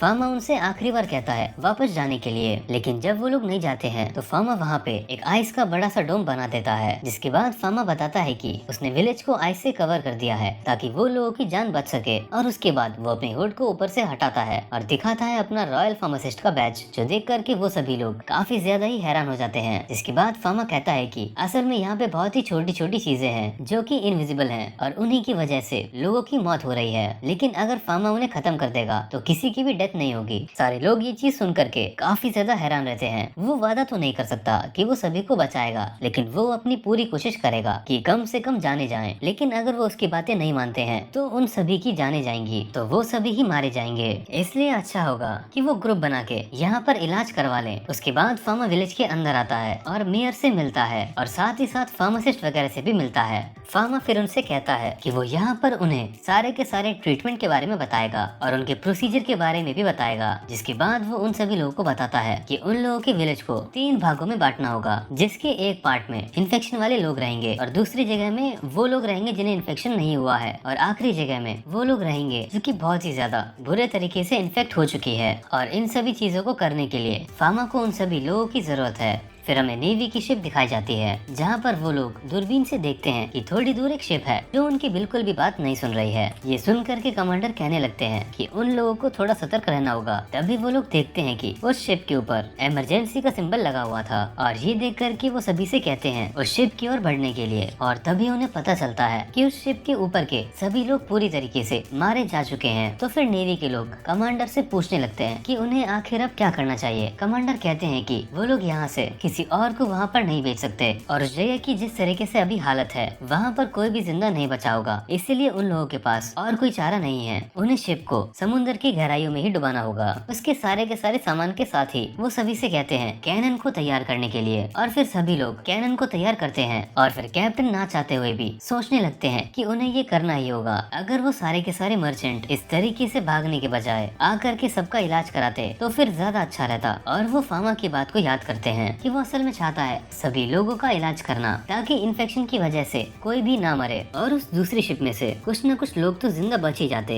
अगर वो लोग इन्फेक्शन को अच्छे तरीके से होने देते। लेकिन उन लोगों ने अपने इलाज के इस मौके को गवा दिया, और फिर सारे की सारी कैनन एक साथ उस शिप पर फायर करना शुरू कर देती है। इसके बाद हमें दिखाया जाता है कि कुछ लोग बात कर रहे थे कि एक प्रोफेसर को यहाँ से निकाला जा रहा है, और वो बूढ़ी सी प्रोफेसर ये सभी चीजें सुन रही थी क्योंकि उन्हें आगे अपनी रिसर्च को बढ़ाना था और वो दूसरों की मदद करना चाहती थी। फिर वहाँ पर उनकी असिस्टेंट आ जाती है। तो वो बताती हैं कि उन्होंने माइक्रो ऑर्गेनिज्म के अंदर स्पेशलाइजेशन किया है जिसकी बिल्कुल भी जरूरत नहीं है, इसीलिए उन्हें रिटायर होना ही होगा। लेकिन सबसे बड़ा सवाल ये है कि उनके रिटायर होने के बाद इन सभी माइक्रो ऑर्गेनिज्म का क्या होगा। और फिर हमें दिखाया जाता है फार्मा को, जो कि काफी ज्यादा चिंता में रहता है क्योंकि वहाँ पे काफी ज्यादा सीरियस केसेस को उसे ट्रीट करना था। फार्मा जैसे ही अंदर आता है फार्मासिस्ट कहने लगते हैं कि आखिर ये बच्चा कौन है। तो फिर सलमान की यूनिट अंदर से एक इंसान को आकर बताते हैं ये पेरेंथीसियस है। फार्मा फिर उन लोगों से परमिशन लेता है बाकी के पेशेंट को ट्रीट करने के लिए, जिसके बाद वो सभी लोग बताते हैं कि उन्होंने कोशिश की है पता लगाने की कि कौन इन्फेक्टेड है और कौन नहीं, लेकिन वो लोग ऐसा नहीं कर पा रहे हैं। तो फार्मा कहता है कि वो लोग नॉर्मल दवा अभी के लिए सभी को दे दें, और फार्मा उन्हें एक एक करके एग्जामिन करने वाला है। जिसके बाद फार्मा यूज करता है डिवाइन आई का, और उसे पता चलता है कि वहाँ पे 12 लोग पूरे तरीके से इन्फेक्ट हो गए हैं, लेकिन वहाँ पे 2 लोग ऐसे भी हैं जो कि अभी इन्फेक्ट नहीं हुए हैं, और फार्मा इस चीज से खुश रहता है कि उनके पास काफी दवा है उन सभी के लिए। जिसके बाद फार्मा एक इंसान से आकर कहता है कि उसे सिर्फ और सिर्फ एक नॉर्मल बुखार हुआ है और वो दवा लेने के बाद यहाँ से जा सकता है, लेकिन बाहर जाते हुए उसे दूसरे फार्मासिस्ट की बातों को सुनना होगा और थोड़ी देर आइसोलेशन में रहने के बाद वो अपने घर जा सकता है। जिसके बाद फार्मा जा करके डिवाइन आई की मदद से दूसरे लोगों को ट्रीट करना शुरू कर देता है। लेकिन धीरे धीरे फार्मा को पता चल जाता है कि उनके पास दवा तो है, लेकिन उनके पास फार्मासिस्ट की कमी है, क्योंकि कोई भी दवा और एक नॉर्मल फार्मासिस्ट इन सभी चीजों को हैंडल नहीं कर सकता है। जिसकी वजह से फार्मा को ही सारी चीजें हैंडल करनी पड़ रही हैं और वो जितना टाइम यहाँ पे बताएगा उतना ही ज्यादा ब्लैक डेथ कैपिटल के करीब होती जाएगी। फिर बाकी सभी फार्मासिस्ट फार्मा को बताते हैं कि उन्होंने सभी को दवा दे दी है। तो फिर फार्मा कहता है ठीक है और आगे की चीजों के बारे में वो उन्हें बाद में बता देगा, लेकिन फिलहाल के लिए उन्हें दूसरे लोगों को ढूंढना होगा जो कि इन्फेक्टेड हैं और जा रहे हैं कैपिटल की ओर। उन्हें उनके सारे सामान को जला देना होगा ताकि इन्फेक्शन कम से कम हो सके। उसके बाद वो लोग उन्हें दवा भी दे सकते हैं। जिसके बाद हमें दिखाया जाता है कि एडम वहाँ पे आ जाता है लेकर के सारे के सारे स्पेसिमेन और उन सभी को एलान को देखना होता है। और फिर एलान कहती है कि वो लोग चाहे जितनी भी चीजें कर लें वो फार्मा जितने अच्छे नहीं हो सकते हैं, उनसे काफी सारी गलतियां हो रही हैं। फार्मा के पास एक स्पेशल एबिलिटी है। ये सुन करके मारी कहने लगती है आखिर वो किस बारे में बात कर रही है। तो फिर एलान कहती है असल में वो अभी इतनी ज्यादा एक्सपीरियंस नहीं है और ना ही उसके पास स्किल्स हैं फार्मा जैसी। वो फार्मा का मुकाबला नहीं कर सकती और साथ ही साथ फार्मा बहुत ही अच्छे तरीके से बेसिक्स के बारे में जानता है, लेकिन एलान बाकी के दूसरे काम बहुत ही अच्छे तरीके से कर लेती है और साथ ही साथ बहुत ही तेजी से, जो कि फार्मा नहीं कर पाता है। क्या इसका मतलब है वो भी कुछ चीजों में अच्छी है? मारी कहती है हाँ बिल्कुल, और उससे बहुत ही ज्यादा खुशी है कि वो एलान की इन सभी चीजों में मदद कर पा रही है और वो लोग इस बीमारी को फैलने से रोक पा रहे हैं। जिसके बाद हमें दिखाया जाता है उन्हीं प्रोफेसर को जिनका नाम कैस्पर था और उनको बुलाया था फार्मा के फादर ब्रूनो ने। ब्रूनो बताते हैं कि उन्होंने यहाँ पे उन्हें बुलाया है उनकी रिसर्च के लिए। ये सुनकर के कैस्पर कहती है क्या उनकी फंडिंग को रोका जा रहा है? वो फार्मा के फादर की काफी ज्यादा शुक्रगुजार है कि उन्होंने उसे रिसर्च करने का मौका दिया, लेकिन अगर वो अब उनके काम की नहीं है तो वो समझ गई और वो रिटायर हो जाएंगी। लेकिन ब्रूनो कहते हैं नहीं, अभी वो उन्हें यहाँ से निकाल नहीं रहे हैं, क्योंकि एम्पायर को उनकी जरूरत है एक ऐसा काम करने के लिए जिससे इस पूरी की पूरी दुनिया को बचाया जा सकता है। ये सुनकर के कैस्पर काफी हैरान रहती है और फिर वो कहने लगती है कि वो इतनी बड़ी चीज तो नहीं कर सकती हैं। लेकिन ब्रूनो बताते हैं कि इस चीज के अंदर उनकी एक्सपर्टीज है और फिर वो उन्हें कहते हैं कि एक माइक्रो ऑर्गेनिज्म के अंदर से उन्हें एक मेडिकल सब्सटेंस को निकालना है। कैस्पर जब मेडिसिन के नोट्स को देखती है तो वो कहने लगती है कि आखिर किस समझदार इंसान ने इसे लिखा है और शायद ये सारी की सारी चीजें तो उनके लेबोरेटरी के अंदर काफी टाइम से पड़ी हुई हैं। ये सुन करके ब्रूनो काफी ज्यादा चौंक जाते हैं और फिर वो देखते हैं कि हाँ सच में उनके पास ये सारी चीजें पहले से ही रखी हुई हैं, जिससे ब्रूनो काफी ज्यादा हैरान होते हैं और कहते हैं इसकी मदद से वो लोग काफी सारे मेडिसिन को बना पाएंगे। और फिर वो कैस्पर के बजट को भी बढ़ा देते हैं और कहते हैं कि और शायद थोड़े टाइम तक वो रिटायर नहीं हो पाएंगी। कैस्पर भी ये सुन करके कहती हैं कि ठीक है, वो उन्हें निराश होने नहीं देगी। तभी वहाँ पर आ जाती हैं उनकी असिस्टेंट एक न्यूज लेकर के, जिसके बाद हमें दिखाया जाता है कि फार्मा ने सारे के सारे लोगों को ट्रीट कर दिया था और उसे ऐसा करने में काफी ज्यादा टाइम लगा, लेकिन फिर भी उन लोगों ने काफी सारे लोगों को बचाया। लेकिन फिर भी वो लोग कुछ लोगों को नहीं बचा पाए। फार्मा फिर कहता है कि शायद उन लोगों ने सबसे बुरी चीज होने से रोक लिया है, लेकिन अभी भी वो लोग आराम नहीं कर सकते हैं। फार्मा को अभी भी विलेज के लोगों की जरूरत है इस बीमारी को रोकने के लिए। उसने इस आइस वॉल को बनाया है डिवाइन आर्ट की मदद से, तो ये पिघलेगा नहीं और उन्हें बचा करके रखेगा। लेकिन फिर भी वो लोग किसी भी जानवर को छुए ना, और अगर कोई भी जानवर विलेज के अंदर आने की कोशिश करे तो वो लोग तुरंत ही उसे मार दें और हो सके तो वो लोग 2 हफ्ते तक विलेज के अंदर ही रहें। लेकिन फिर भी उन्हें जाना पड़े तो वो अपना ख्याल रखें। सभी लोग ये सारी चीजें सुन करके फार्मा को शुक्रिया अदा करते हैं। फार्मा फिर वहाँ से उड़ करके जाने लगता है और सोचता है कि इस चीज में उससे ज्यादा टाइम लग गया जितना उसने सोचा था। और फिर उसे दिखाई देता है हवा के अंदर एक धुआं, जिसके बाद वो वहाँ पे जाता है तो उसे वही सारे लोग मिल जाते हैं जो कि कार्गो को लेकर के जा रहे थे। वो सभी लोग तुरंत ही कहने लगते हैं कि वो लोग वही चीज कर रहे थे जिसकी उन्हें पैसे मिले थे। फार्मा फिर कहता है उन लोगों से कि उनके अंदर ब्लैक डेथ है और अगर फार्मा उन्हें दवा नहीं देगा तो वो मारे जाएंगे, तो इसीलिए वो उसके सवाल का जवाब दे दें। फार्मा फिर उनके कार्गो के बारे में सवाल पूछता है तो वो लोग बताते हैं 2 कार्ट के अंदर असल में लकड़ी की बनी हुई चीजें हैं, एक में मसाले और आखिरी वाले में जानवर हैं। फार्मा ये सुनकर के काफी ज्यादा ही हैरान होता है और फिर वो कहने लगता है कि किस तरह के जानवर। वो लोग बताते हैं कि व्हाइट स्क्विरल जिन्हें लाया गया है पेंटी आइलैंड से। फार्मा याद करता है कि वहीं से तो ये बीमारी शुरू हुई है और पूरे के पूरे पेंटी आइलैंड के ऊपर कोई भी नहीं बच पाया है, तो वो लोग वहाँ से जानवर को क्यों लेके आए हैं। तो फिर वो लोग कहते हैं उन्हें कुछ भी नहीं पता, उनसे बस ये काम करने के लिए कहा गया है। और उनके साथ और भी काफी सारे लोग थे, साथ ही साथ 5 होली नाइट्स भी थे। जिसके बाद फामा को बाकी के लोग बताते हैं होली नाइट को बहुत ही अच्छे तरीके से डिवाइन आर्ट के अंदर ट्रेन किया जाता है और वो लड़ने में बहुत ही ज्यादा ताकतवर रहते हैं। वो रॉयल फैमिली या फिर एरिस्टोक्रेट को ही प्रोटेक्ट करते हैं। तो आखिर वो लोग मर्चेंट के साथ क्या कर रहे थे? फार्मा फिर सोचने लगता है तो ये होली नाइट्स का मिशन था कि उन्हें एम्पायर के अंदर इस बीमारी को फैलाना है। और शायद इससे पहले जो एम्प्रेस बीमार पड़ी थी व्हाइट डेथ की वजह से, वो भी इन्हीं की प्लान का हिस्सा था। और जब वो प्लान फेल हो गया तो उन लोगों ने पूरे के पूरे एम्पायर को ही तबाह करने का सोचा, वो भी वायरस की मदद से। तभी वहाँ पे बाकी सभी कहने लगते हैं कि उन्होंने सारी चीजें बता दी हैं, तो वो लोग उन्हें दवा दे दें। बाकी सभी लोग फार्मा को मना करते हैं उन्हें दवा देने से, लेकिन फार्मा कहता है वो एक फार्मासिस्ट है और वो हर किसी को दवा देगा जिससे उनकी जरूरत होगी। सभी फिर फार्मा की बात को मान जाते हैं, ये सोच करके कि वो पहले थीसियस का कहना है, और फिर वो उन्हें दवा भी दे देते हैं। देन हमें दिखाया जाता है एम्प्रेस को, जिन्हें पता चलता है कि कुछ लोग जानबूझ करके इस बीमारी को एम्पायर के अंदर लेकर के आए हैं। और उसके बाद ब्रूनो बताते हैं कि वो लोग जरूर कैपिटल के अंदर आने की कोशिश करेंगे। एम्प्रेस सारे गेट की सिक्योरिटी को बढ़ा देती है। तभी ब्रूनो को जाते हुए कुछ महसूस होता है। उसके बाद हमें लॉटे को दिखाया जाता है जो सभी को मास्क दे रही थी। फिर हमें पेरी को दिखाया जाता है जो कि वहीं पे काम कर रहे थे और चीजों की इंस्पेक्शन कर रहे थे। लेकिन फिर उन्हें पता चल जाता है कि यहाँ पे ब्लैक डेथ आ रहा है, तो वो सारी जगह को आइसोलेट करने के लिए जाते हैं। तभी सभी लोग चौंक जाते हैं क्योंकि दरवाजा तोड़ करके कुछ होली नाइट्स एम्पायर के अंदर आ गए थे। सभी लोग खुद को बचाने के लिए छुपने लगते हैं, लेकिन पेरी मेडिसिन को बचाने के लिए जाता है और जो एम्पायर के गार्ड होते हैं वो बाकी के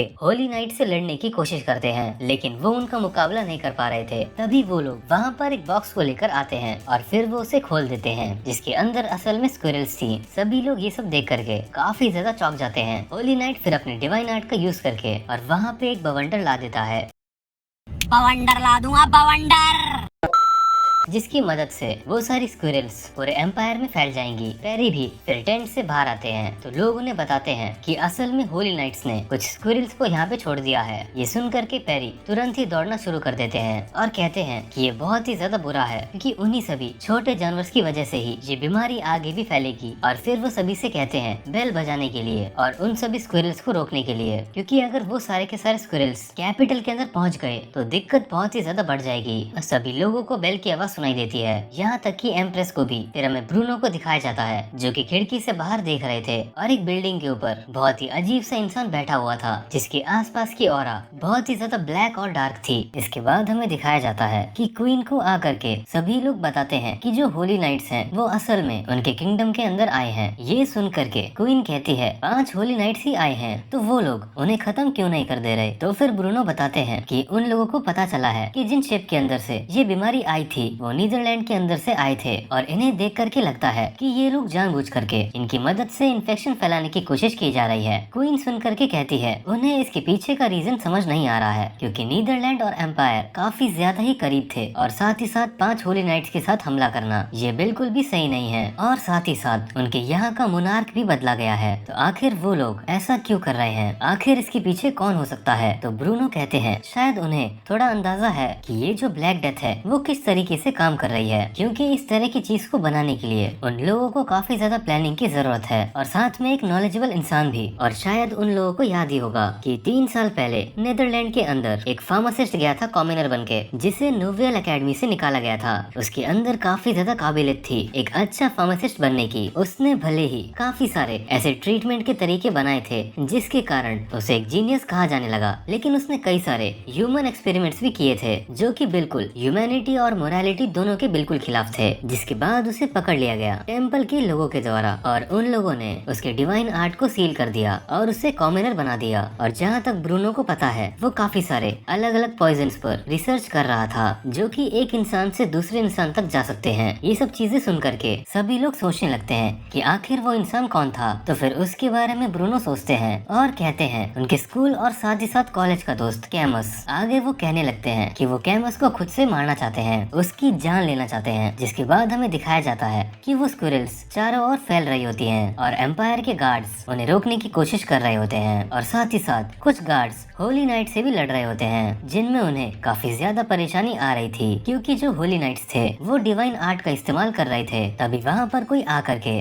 फ्यूरी ऑफ द अर्थ नाम की डिवाइन आर्ट का इस्तेमाल करता है, जिससे वो सारे के सारे होली नाइट्स वहीं पे रुक जाते हैं। लाइक भाई की आंखें तो देखो कितनी खतरनाक है। और फिर हमें दिखाया जाता है वहाँ पर बिशप सालमन आ चुके थे, जिन्हें देख करके सारे होली नाइट्स भी घबरा जाते हैं। सालमन फिर उन लोगों से कहते हैं कि वो लोग टेम्पल के खिलाफ गए हैं और साथ ही साथ उन लोगों ने गॉड के आर्ट का गलत इस्तेमाल किया है, इसलिए वो उसके अब काबिल नहीं रहे हैं। जिसके बाद वो गार्डियन डीटी के नाम पे उनके डिवाइन आर्ट को छीन लेते हैं। और फिर हमें सेड्रिक को दिखाया जाता है, जिन्हें बेल की साउंड से पता चल जाता है कि उनके ऊपर दुश्मनों ने हमला किया है। ये सुन करके लॉटे कहने लगती है तब तो काफी सारे लोगों को चोट लगी होगी और उन्हें दवाइयों की जरूरत होगी। सेड्रिक कहते हैं हाँ ऐसा हो सकता है, लेकिन वो लॉटे को कुछ भी होने नहीं दे सकते, क्योंकि अगर लॉटे को कुछ भी होता है तो फामा को इसकी वजह से बहुत बुरा लगेगा। जिसके बाद लॉटे वहीं पे प्रार्थना करना शुरू कर देती है और फिर हमें फामा को दिखाया जाता है, जो कि ये सारी चीजें देख करके काफी हैरान रहता है। फिर वो डिवाइन आई की मदद से देखता है कि इन्फेक्शन काफी तेजी से फैल रहा है। तभी फामा को वहाँ पे दिखाई देता है कि एक स्क्विरल नहीं, ये तो फ्लाइंग स्क्विरल है, वो वहाँ पे उड़ रही होती है, जिसकी वजह से उन्हें पकड़ पाना और मार पाना बहुत ही ज्यादा मुश्किल हो रहा था। जिसके बाद फामा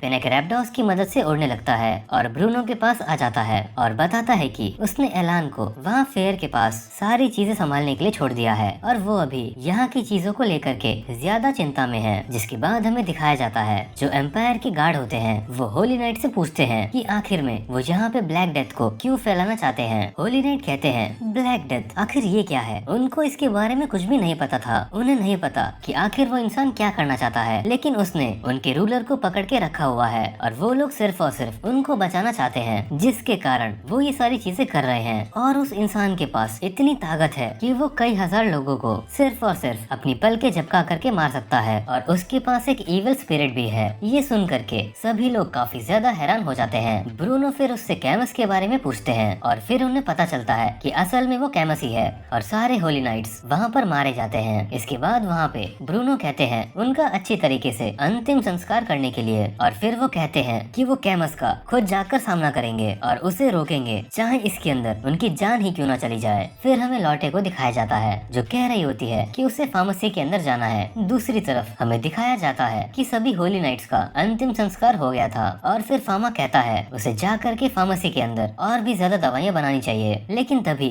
फार्मा को कुछ अजीब सा महसूस होता है और वो डिवाइन आई की मदद से देखता है कि वहाँ पे एक ब्लैक शेडो है। ये देख करके ब्रूनो सभी से कहते हैं कि वो बेल को बचाते रहें क्योंकि अभी खतरा टला नहीं है। और उसके बाद वो कहते हैं कि कैमस अभी भी कैपिटल के अंदर ही है ताकि वो अपने एक्सपेरिमेंट का रिजल्ट देख सके। जिसके बाद हमें कैमस की एक झलक को दिखाया जाता है जो कि काफी डरावना रहता है। I mean just look at his face, उसके आधे फेस पर स्किन ही नहीं है। और फिर लॉटे फार्मेसी के पास आ जाती है जहाँ पे कैमस भी रहता है। फिर उसे लगता है कि फार्मा वहाँ पे वापस आ गया है, लेकिन सेड्रिक को यहाँ पर कुछ गड़बड़ लग रही थी। लेकिन इससे पहले कि वो लॉटे को रोक पाते, लॉटे ऊपर की ओर चली जाती है और वो वहाँ पे जाके विंडो को खोल देती है। तभी वहाँ पे लॉटे को रोकते हुए सेड्रिक आ जाते हैं, लेकिन उतने ही वक्त में सेड्रिक को पीछे से कोई चाकू मार देता है और वो और कोई नहीं बल्कि कैमस होता है। ये देख करके लॉटे भी काफी चौंक जाती है और डर जाती है। तभी हमें फार्मा को दिखाया जाता है जो कि वहाँ पे डिवाइन आई का इस्तेमाल करता है और उसे कैमस दिखाई देता है और साथ ही साथ सेड्रिक भी चोट खा के गिरे हुए होते हैं। तभी वहाँ पे ब्रूनो भी आ जाते हैं और वो दोनों साथ में फार्मेसी के अंदर जाते हैं। और जब वो लेबोरेटरी के अंदर आते हैं तो हमें दिखाया जाता है जहाँ पे कैमस कहने लगता है कि ये फीलिंग काफी ज्यादा अजीब सी है, उसे काफी ज्यादा ताकतवर रोशनी महसूस हो रही है। तभी फार्मा सेड्रिक और लॉटे को देखता है। तभी वहाँ पे ब्रूनो उससे कहते हैं वो जा करके उन्हें हील करे और फिर वो आइस शार्ड की मदद से कैमस पर हमला करते हैं। लेकिन कैमस को उनके हमलों से कुछ भी नहीं होता है और वो ब्रूनो को ही बेवकूफ बोलने लगता है क्योंकि वो सच्चाई को नहीं समझ सकता है कि सभी को कभी ना कभी मरना ही होगा। ब्रूनो ये सुन करके कहते हैं कि लोग अपनी जिंदगी को अच्छे तरीके से जीते हैं और एक फार्मासिस्ट का काम है उनकी मदद करते रहने का। जिसके बाद वो आइस स्पीयर से उसके ऊपर हमला कर देते हैं। फार्मा फिर डिवाइन आई की मदद से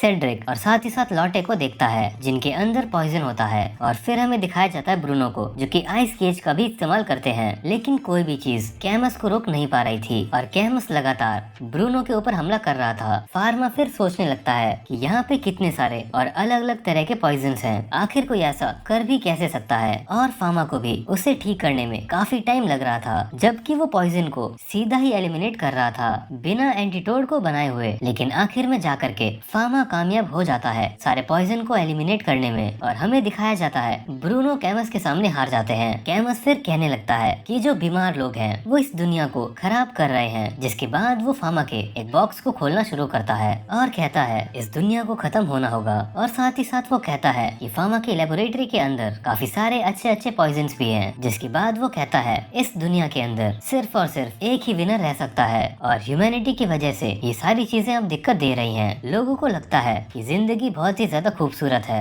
जबकि ऐसा नहीं है और इसीलिए उन लोगों को आगे बढ़ते हुए ह्यूमैनिटी को ही खत्म कर देना चाहिए। और फिर वो एक मटेरियल को निकाल करके कहता है कि अब उसे एक्सपेरिमेंट को शुरू करना चाहिए, लेकिन तभी वो मटेरियल गायब हो जाता है और ये चीज फामा ने की थी। फामा कहता है तुम्हारे एक्सपेरिमेंट्स पूरे तरीके से बेकार हैं क्योंकि उसका कोई इस्तेमाल नहीं है। तभी लॉटे भी जैसे तैसे करके अपनी आंखों को खोलती है और कहती है फार्मा अभी काफी ज्यादा गुस्से में लग रहा है, जिसके बाद फार्मा अपनी डिवाइन आर्ट का यूज करके बहुत ही जोरदार पंच मारता है कैमस को। कैमस कहने लगता है आखिर तुम ये क्यों नहीं देख पा रहे हो, मुझे पता है कि तुम्हारे पास इतनी ताकत है कि तुम सच्चाई को देख सको, तुम्हें मेरे आइडिया को अप्रिशिएट करना चाहिए, तुम भी मेरी तरह सच्चाई को अच्छे तरीके से समझते हो, इस दुनिया का साथ देना चाहते हो, जबकि तुम्हें भी पता है कि सच्चाई क्या है। ये सारे के सारे जो मामूली लोग हैं वो तुमसे भी नफरत करते हैं, जैसे उन्होंने कभी मेरे साथ किया था। वो लोग कभी भी मुझे समझ तक नहीं पाए, उनके लिए हम लोग एक इविल स्पिरिट हैं जो कि बाहर की दुनिया से इस ह्यूमन वर्ल्ड में आ गए हैं। फामा फिर अपने हाथ को देखता है जो कि चमक रहा था डिवाइन आर्ट की मदद से और फिर वो कहता है भले ही लोग चाहे जो भी सोचें, फामा उनकी मदद करता रहेगा। और एक और जोरदार पंच कैमस को मार देता है, जिससे वो पूरी फार्मेसी की दीवार को तोड़ते हुए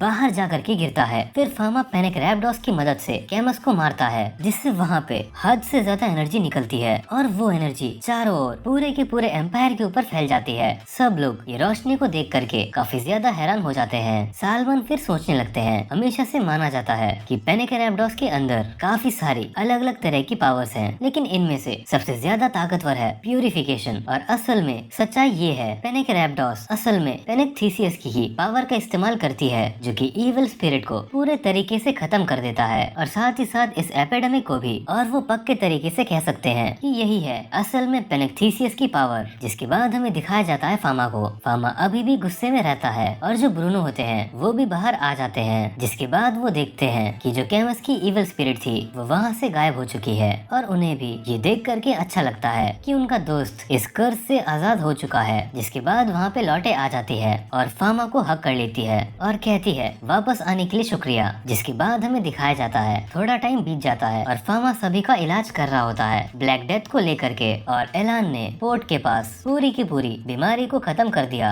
और साथ ही साथ फामा ने काफी सारे अलग अलग ट्रीटमेंट बना दिए हैं ब्लैक डेथ डिसीज को क्योर करने के लिए। और जो कंपाउंड फार्मेसी गिल्ड है उन्होंने सभी लोगों को जा जाके फ्री में मेडिसिन दी है ब्लैक डेथ के लिए, लेकिन वेरॉन इसे लेने से मना कर देते हैं, लेकिन बाद में उसे उठा करके अपनी वाइफ को दे देते हैं। और फिर फामा सोचता है कि वो हर एक इंसान को नहीं बचा सकता है, लेकिन फिर भी उसने काफी सारे लोगों को बचाया है और जो कैपिटल की रिकवरी है वो काफी तेजी से हो रही है। इसके अलावा उन लोगों ने अलग अलग तरीके के बैक्टीरिया के बारे में पता लगाया है, जिसकी मदद से वो लोग एंटीबायोटिक्स बना सकते हैं और वो लोग उसी प्रोसेस को आगे बढ़ा रहे हैं। उन्होंने काफी सारी अलग अलग वैक्सीन को भी बना लिया है और वो लगातार आगे भी बनाते जा रहे हैं। और वो समय अभी दूर नहीं है जब वो लोग ब्लैक डेथ को पूरे तरीके से ठीक कर पाएंगे। जिसके बाद हमें दिखाया जाता है 2 महीने के बाद क्वीन अनाउंस करती है कि अब ये देश पूरे तरीके से ब्लैक डेथ से बाहर आ चुका है। और ये सुन करके सारे के सारे लोग पूरे एम्पायर के अंदर पार्टी करना शुरू कर देते हैं। पार्टी वार्टी तो ठीक है, अगर तुमको भी पार्टी चाहिए तो कमेंट में जरूर बताना, साथ में मिलके पार्टी करेंगे। दूसरी ओर हमें दिखाया जाता है लॉटे काफी खुश रहती है क्योंकि पैरेलल वर्ल्ड फार्मेसी काफी टाइम के बाद खुलने वाली है और उसके अलावा वहाँ पे सभी लोग काफी ज्यादा एक्साइटेड रहते हैं। एलान कहने लगती है उन्हें काफी टाइम तक फार्मेसी को बंद रखना पड़ा था, तो फार्मा ये सुन करके कहता है कि उसे उम्मीद है कि आगे ऐसा कुछ नहीं होगा जिसकी वजह से उसे फार्मेसी को बंद करना पड़े। शॉप खुलने के साथ ही वहाँ पे कमांडर जीन आ जाते हैं, जहाँ पे सभी लोग उन्हें वहाँ पे मदद करने के लिए शुक्रिया अदा करते हैं। तो फिर ये सुन करके जीन कहते हैं कि मुझे कमांडर मत बुलाओ, और फिर वो वहाँ पे लॉटे को एक गिफ्ट देते हैं जो कि वो उसके लिए फेयर से लाए थे। लॉटे उस गिफ्ट को लेकर के काफी ज्यादा खुश हो जाती है, जिसके बाद एलान कहने लगती है कि वो लोग फेयर के अंदर के हालात को इसीलिए संभाल पाए क्योंकि उनकी फार्मा ने काफी ज्यादा मदद की।